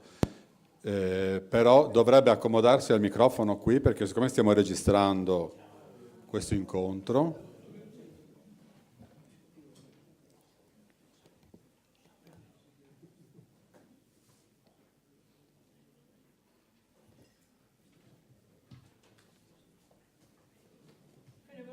Grazie professoressa.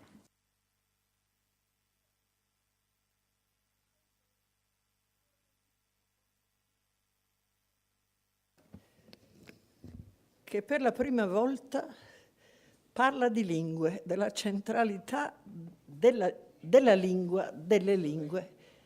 Tra tante timidezze da parte dei giuristi, da parte e soprattutto degli umanisti, vero? Nel considerare l'identità territoriale come un patrimonio ineguagliabile di incontri linguistici. Questo territorio è stato nel tempo studiato soprattutto dagli stranieri. Ricordo Norman Dennison, il più grande studioso della comunità sauriana, la Hornung, studiosa della comunità di Timau, Maticetov, di quella resiana, e Giuseppe Francescato, il grande studioso che ha lavorato all'estero friulano di origini, che non è stato accolto come studioso nell'Università di Udine.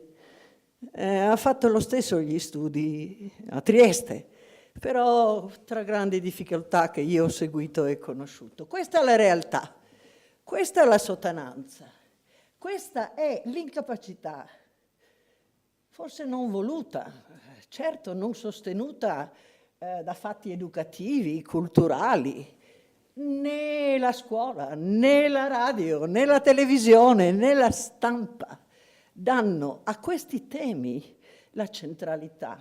Né l'antropologa fa le sue ricerche e tra i suoi progetti non fa riferimento all'importanza di un progetto educativo che riprenda le fila di questo tessuto ricchissimo che è stato trascurato per troppo tempo e rischia, e dobbiamo dircelo guardandoci negli occhi, che rischia di spegnersi, e che invece la base, e questo anche va divulgato, delle nuove prospettive si chiamano di educazione plurilingue. Dice la ricerca più recente, che è basata soprattutto sulla neurolinguistica, la ricerca sul funzionamento del cervello, che mai prima d'oggi dà degli elementi di conoscenza così precisi, è che il cervello va alimentato e noi viviamo in un territorio nel quale fin da piccoli, invece che cercare il cinese, come vedo sulla stampa, divulgare, o l'asilo in English, o l'inglese per i più piccoli, che non c'è nel territorio, e rifiutare il tedesco e lo sloveno che invece ci sono.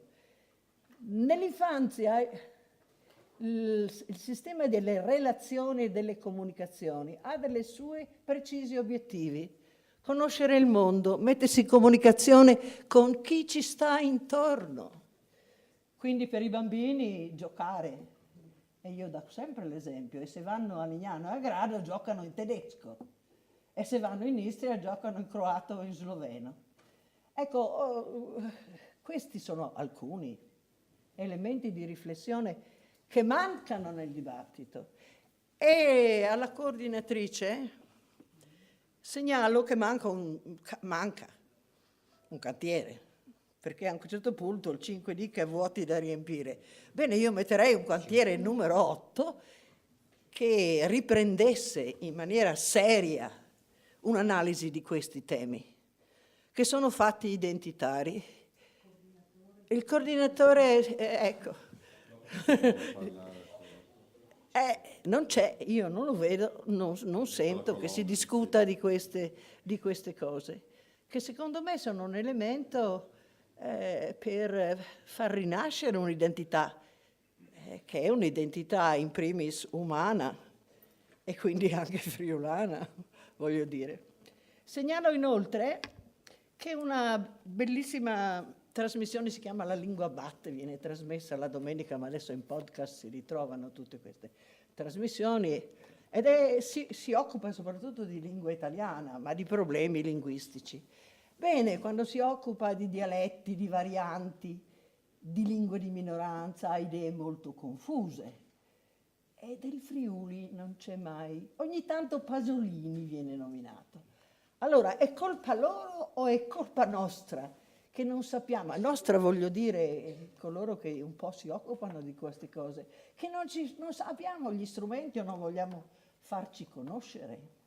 Io ho scritto più volte, ho cercato di stimolarli a venire a analizzare anche la nostra realtà, non in contrapposizione ad altre, ma perché, insomma, è una realtà italiana, credo, abbastanza interessante, anche per il resto d'Italia.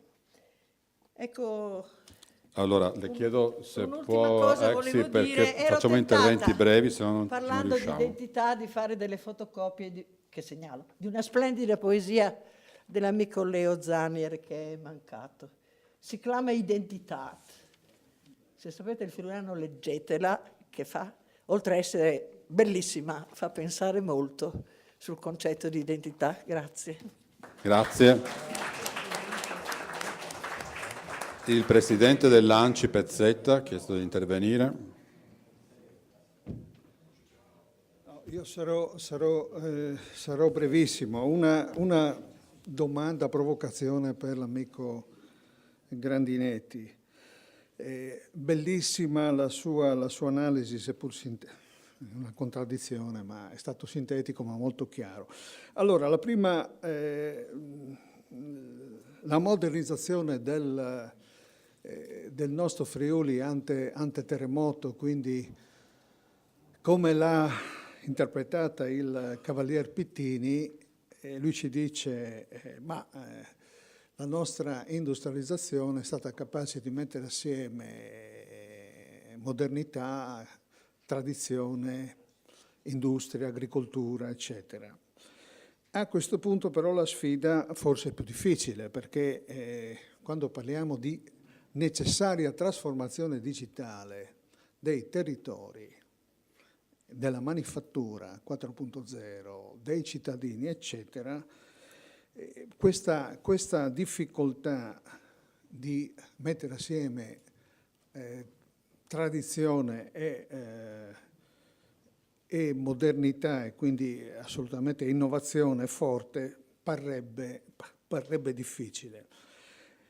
In questi giorni è uscito un articoletto, mi pare sull'Espresso, di Jeremy Rifkin, che è un po' il visionario per i non economisti, perché poi, sai, quelli che vedono molto lontano difficilmente ci azzeccano, però mi conforta una cosa che ha detto Grandinetti prima, che le trasformazioni è meglio governarle, quindi sappiamo dove andiamo. Io vorrei leggervi 3 righe di questo, dice Rifkin: mentre la prima e la seconda rivoluzione industriale sono state progettate per essere centralizzate, verticistiche, proprietarie e verticalmente integrate, la terza rivoluzione industriale è tendenzialmente distribuita, collaborativa, aperta e crea economie di scala in modo laterale, e questo richiede una governance di tipo nuovo.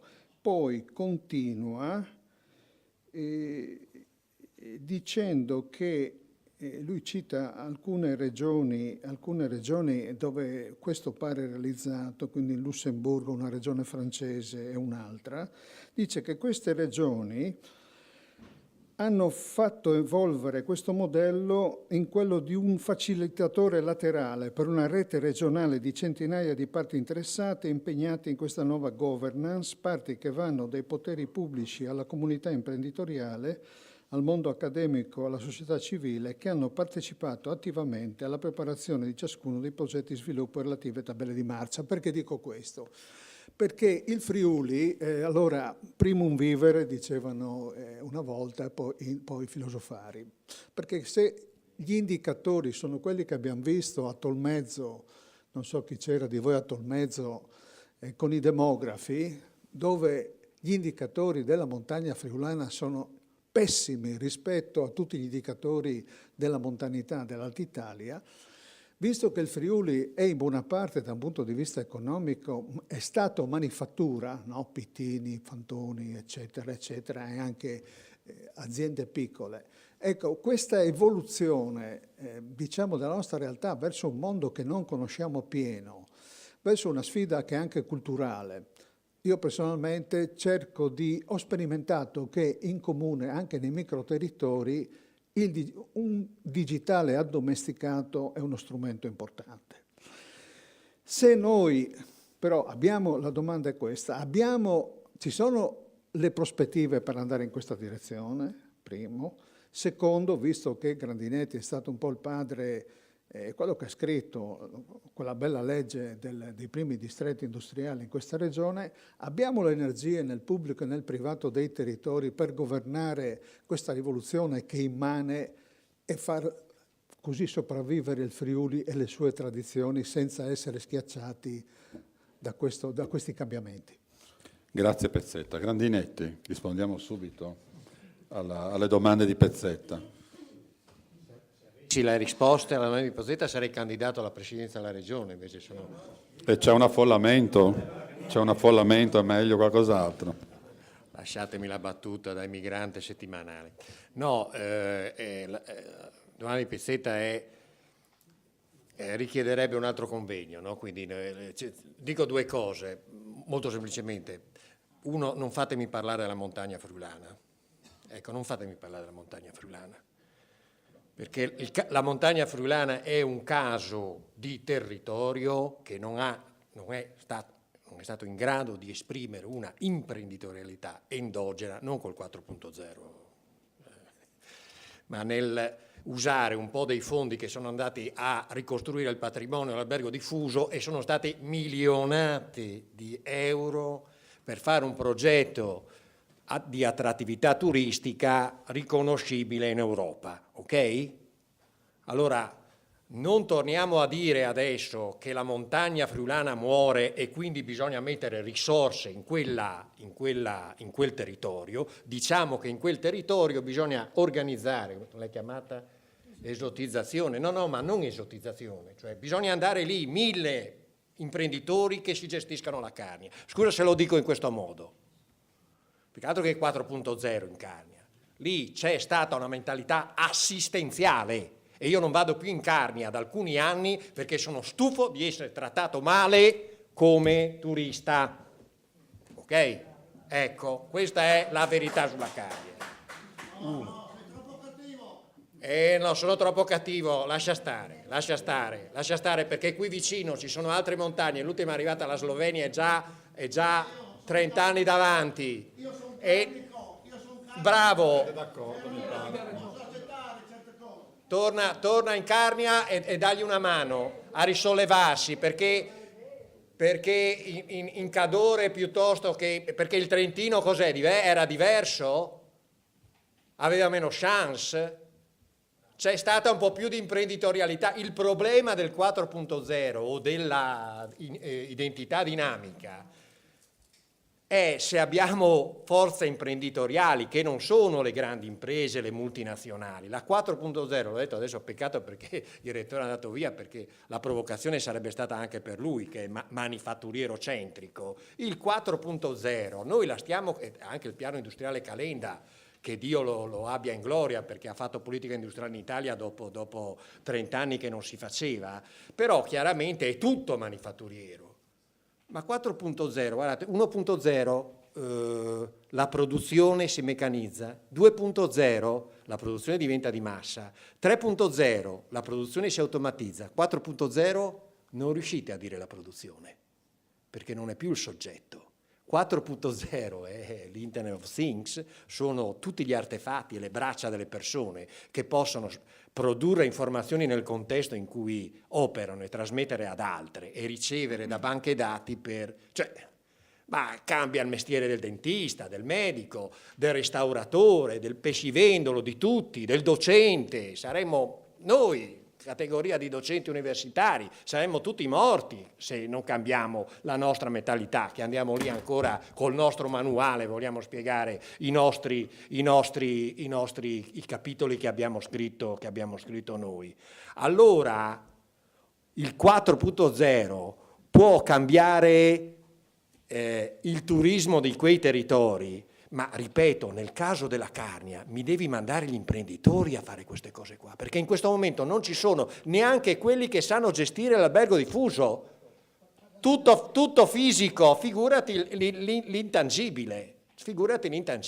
Per non parlare dei musei, no? Vogliamo parlare dei musei di Udine? Io ho fatto l'assessore a Udine, no? Il problema è che per fare il museo di scienze naturali non c'era mai abbastanza sufficiente superficie, perché il direttore dei musei di quella volta voleva mettere tutti gli uccelli impagliati e tutte le cose che aveva nella superficie, quando 30 anni prima il museo era già cambiato, 30% di mostra permanente, tutto il resto di mostra temporanea, scambiando con... Questa è imprenditorialità non manifatturiera, che può di nuovo cambiare i territori, le attività cosiddette tradizionali. C'è più innovazione da fare lì che nella grande fabbrica, che comunque è già robotizzata.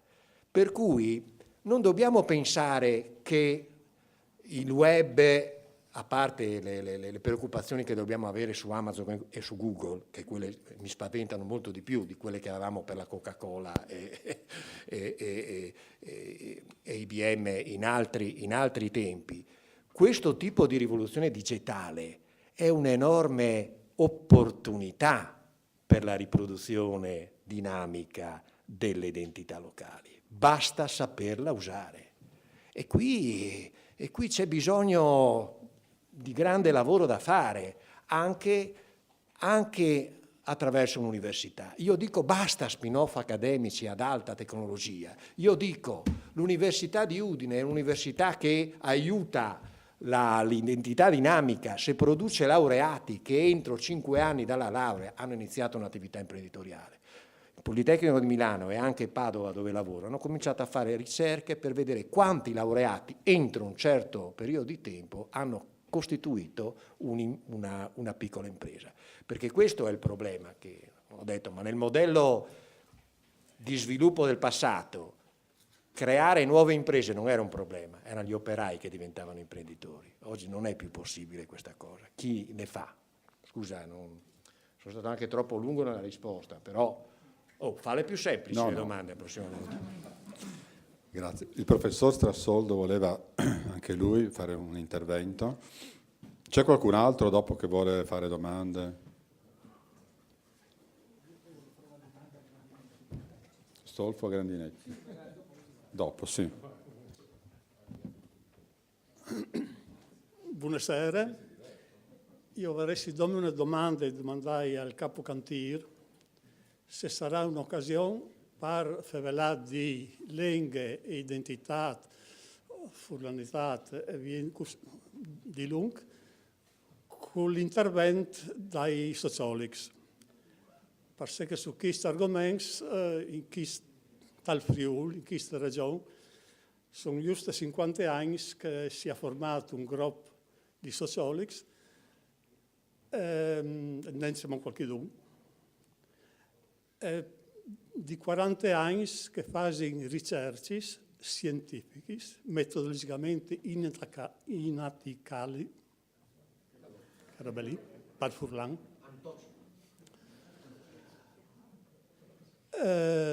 sulle dinamiche da lenghe e sui rapporti con che altri aspetti da vita, l'autonomia, l'identità e via di avanti. Chi si ha sentito tanti robi lavori interessanti, bisogna voi di fare anche altre domande e qualche commento. Però ora vi dico che sono 40 anni che si fanno ricerche sulle situazioni sociolinguistiche dal Friuli.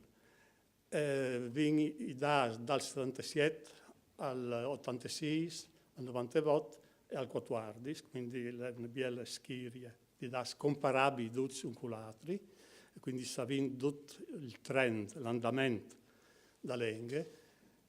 Mi dispiace, ma forse no, un'obiezione a Grandinetti, perché sapendo che il Friuli pierde 1% all'anno. Quando abbiamo fatto le prime ricerche, tra aree furlanofone, il 75% da Int faceva regolarmente il Furlan. Dal 14 sono restati 47. Abbiamo perduto 30 pons, un terzo da consistenza. Ma non sai se il territorio geografico del Friuli, le tiare molle, si perde all'1%. Non credo che il territorio del Furlan sia di cementificato e asfaltato per un terzo. Però le lingue si sono perdute per un terzo. L'andamento è un piccolo sintomo che la riduzione del Furlan si è un po' rallentata, però continua in mancul a morire. Come per altri, anche la popolazione furlana, anche le int non si riproduce più e va morendo. Anche, non solo le lingue furlane, ma anche i furlans vanno a morire. Per la quale, sì, c'è qualche ragione di preoccupazione. Una parola su lingue e identità. Su questo ben idee, ma sono un po' più complicate perché se le lingue che l'identità sono concetti sfumati o l'uso da lingue un fenomeno sfumato. Però sono due posizioni. Una che dice che l'identità furlana è costituita da lingue, vale a dire, sono furlans che fanno furlan. Questa è un'idea, un lavoro panduda, però io ho avuto sempre qualche scrupolo, qualche riserva. Come che potete sentire, io penso che le lingue furlane va in avanti se si le favela anche in tutti ambiti, in tutti i momenti. Però anche sai che si potesse furlans senza favela furlan, anzi. Di botto, i due tiers dai cittadini di queste 3 province, Pordenone, Udine, Gurissa, 3/4 di chi, 2 tiers non favelin più furlan. Però siamo furlan, se sono a vivi qui, se i vuol bene a queste tiare e si danno da fare per portare in avanti le tradizioni, le lingue, le culture, le storie del Friuli. Per la quale, sì, se fosse un'altra occasione di parlare sui risultati delle ricerche sociolinguistiche o sociologiche sulle lingue furlane, potrà essere approfondire questo aspetto. Grazie. Ah sì, pardon. Le prendimi fuori i libri che le ultime ricerche sul stato del Furlan fatte dal 14, pubblicate da Dome Cumò, che parati i dati sono sul sito dall'Arlep già di quasi 2 anni. Sono 600 pagine di test e tabelle, che tutte le studiate, approfondite, presentate. Si potrà fare le prossime volte. Grazie. Pascolini, capocantiere tirato in ballo. Rispondiamo subito, ci togliamo il pensiero. Allora, io credo che questo sia un impegno che il cantiere può prendere, in particolare con l'officina, andando oltre all'officina di qui stasera.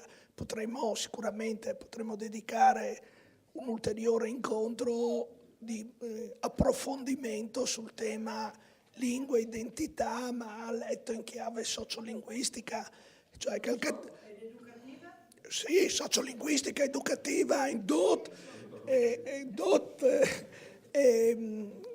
per via che poi al discorso che faceva Raimondo mi interessa un evore, cioè sempre di più forse bisogna immaginare un futuro di Furlans che forse il rapporto con le lingue è un po' complicato, anche se un evore di segnai magari in quarti anche avere un po' più di fiducia. L'altro problema con le officine demografia è la denatalità, insomma, i Furlans sono smenteati, c'è un che si fa. Grazie. Allora, ci arriviamo alla conclusione. Stolfo voleva fare la domanda flash con risposta flash perché alle 7. Sì. Domanda flash per Grandinetti, che da una domanda doppia, super flash. Se nella situazione, diciamo, non così felice, usando un eufemismo della Carnia che lui ci ha presentato, non hanno inciso 2 elementi significativi: uno, le servitù militari; 2, una certa, voglio dire, ideologia legata appunto a quel contesto che io ho definito prima, in particolare di negazionismo e di piccola patria. Quindi negazionismo e minimalismo in realtà forse sono 2 negazionismi, uno hard e uno soft. Probabilmente. Seconda osservazione, se nell'evoluzione e anche delle prospettive di sviluppo dell'economia, della società del Friuli è possibile, mi sembra, aprire una nuova fase, dopo la fase in cui l'identità c'era e però c'era l'arretratezza. C'è stato poi un paio di decolli, soprattutto quello 60-70 di cui si parlava prima, di una certa industrializzazione, anche un certo sviluppo socio-economico, una crescita a livello territoriale che però per certi versi è stato anti-identitario, nel senso che ha privilegiato quell'approccio che io ho definito, almeno questa è la mia impressione, negazionista e minimalista. Con l'economia del XXI secolo, che è una cosa diversa. Non c'è forse la possibilità, in una logica di economia della conoscenza, in cui finalmente possiamo avere l'identità per e con lo sviluppo per e con l'identità, per esempio anche la conoscenza delle nostre lingue, riprendendo anche la sollecitazione della professoressa Schiavi Facchin, che diventa non solo un diritto e un patrimonio comune, ma anche un'opportunità per oggi si parla di economia della conoscenza, no? E quindi, per esempio, il pane e farina del Friuli di Miez, chiamato così si capisce da dove arriva. Già pane e farina del Medio Friuli già rende un po' meno l'idea, questa è una mia idea, quindi il logos che diventa logo, la specificità identitaria, linguistica e culturale che diventa un marchio di qualità e di riconoscibilità. Se c'è questa possibilità in una logica di economia della conoscenza, di ciclo economico virtuoso che cerca di essere positivo, che danneggia di meno e produce di più e ridistribuisce meglio, se c'è questa possibilità secondo lei? Grandinetti? Tu non sei flash però, è stato un po' lunghetto. Infatti volevo dire, la domanda non era flash, diamo la risposta. No, così poi anche approfitto di una cosa a Silvana, a te e a Raimondo sulla lingua, cioè voglio dire, la mia era una provocazione, nel senso, attenzione che si è parlato tanto di lingua, con poi gli effetti magari non sono stati... cioè, i dati che dici tu sono ovviamente preoccupanti, anche se è cambiata poi il potenziale parlante, siamo una società multietnica, non dimentichiamolo. Quello che però volevo dire io è, attenzione, mettiamo insieme anche tra le risorse identitarie, quella che vedo più minacciata è quella che io ho chiamato del patrimonio artistico-culturale, poi di mezzo c'è ovviamente anche la lingua e dell'ambiente fisico-naturale, anche perché, attenzione, tu dicevi 30% no, in più di cementificazione o meno, ma vedi, a Grandinetti Roberto, che non parla friulano perché se lo parla vi mettete a ridere, ma quantomeno lo capisca, adesso che andrò in pensione tra pochi anni potrei anche andare da Raimondo e da Silvana e farmi insegnare il friulano, o magari semplicemente qualcosa. Ok, perfetto. E imparo anche a parlare friulano.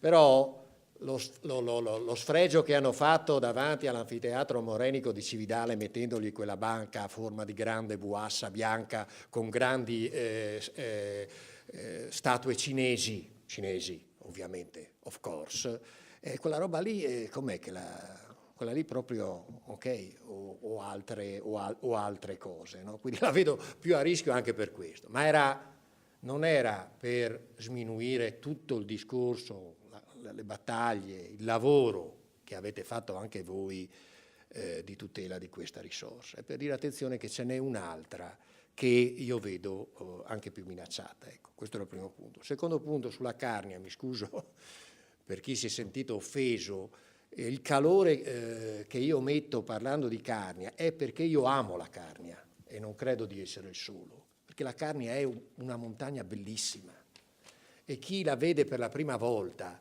dicono tutti la stessa cosa, ma com'è bella! E forse è bella perché è rimasta anche emarginata, non è stata attraversata da milioni di camminatori, però c'è da dire, non bastano le servitù militari. Cioè io sono vecchio, sono diventato vecchio purtroppo e mi ricordo che da giovane andavo a Bolzano, un paio di volte sono andato, e mi trattavano male, Stolfo, mi trattavano male perché ero italiano. Si capiva benissimo che ti trattavano male perché sono italiani. Adesso a Bozen ti trattano come la Madonna, perché hanno meno austriaci e tedeschi, un po' di opportunismo nella cultura degli intoccabili carnici, voglio dire, no? E attenzione, la sensazione che quando tu vai a mangiare in un ristorante in Carnia, anche se devo dire che in Carnia ci sono tanti segnali nuovi, e credo che debbano essere aiutati e seguiti il massimo possibile. Ma quante di voi sono andati in un posto, in un albergo in Carnia, un ristorante in Carnia, e ne sono usciti con la percezione che gli stavi facendo un favore tu a loro e non loro a te? Io insegno marketing, signori, non posso dire che questa è... E non c'è la servitù militare, questa è una servitù mentale. Allora. Sul terzo punto, ho finito...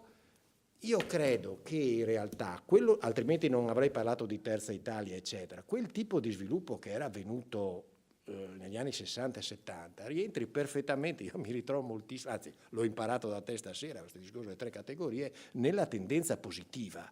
Attenzione a non confondere le cose che ti vengono perché te le dicono gli operai, gli agricoltori, gli imprenditori, e le cose che ti trasferisce la politica. Sono 2 piani molto diversi. Ecco, se tu facessi la tua, ti invito come further research, la tua tripartizione la facessi su una struttura sociale, che è quella che chiamano la società civile, non lo so, sono anche termini un poco, e la rappresentazione politica, ho l'impressione che troveresti cose diverse, ok?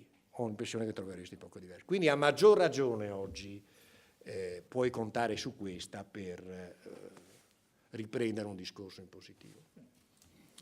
Allora, ringraziamo tutti gli intervenuti, ci avviamo verso la conclusione. Prima però vorrei dare la parola per concludere alla professoressa D'Orlando. Purtroppo Grandinetti, devo darle un dispiacere, do la parola alla D'Orlando che è carnica.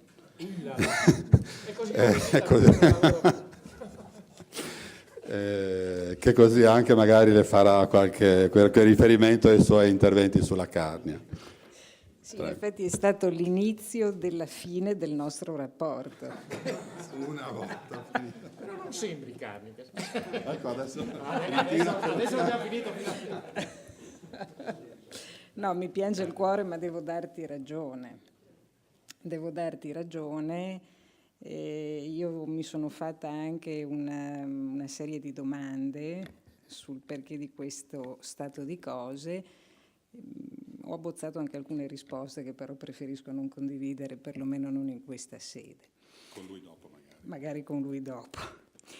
Diciamo che anche il seminario di questo pomeriggio penso che per noi dell'Officina sia stato davvero ricco di spunti e per questo ringrazio ancora i relatori, con i quali spero avremo modo di interloquire anche in futuro in vista della formulazione dei nostri position papers e soprattutto del position paper finale. Non riprendo tutti i vari spunti che ho sottolineato perché sennò penso che, a parte che ci caccerebbero via, credo tra poco in ogni caso, ma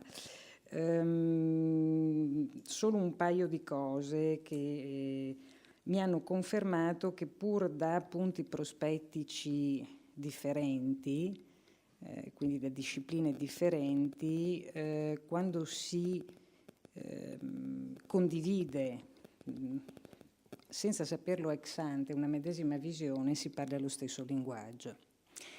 I 4 punti che Grandinetti ha indicato alla fine della sua relazione sono la coniugazione in chiave economica dei punti che noi abbiamo abbozzato come premesse di partenza, come chiavi di lettura del nostro ragionamento giuridico. E un elemento in comune in particolare ha richiamato la mia attenzione, che è il concetto di cooperazione.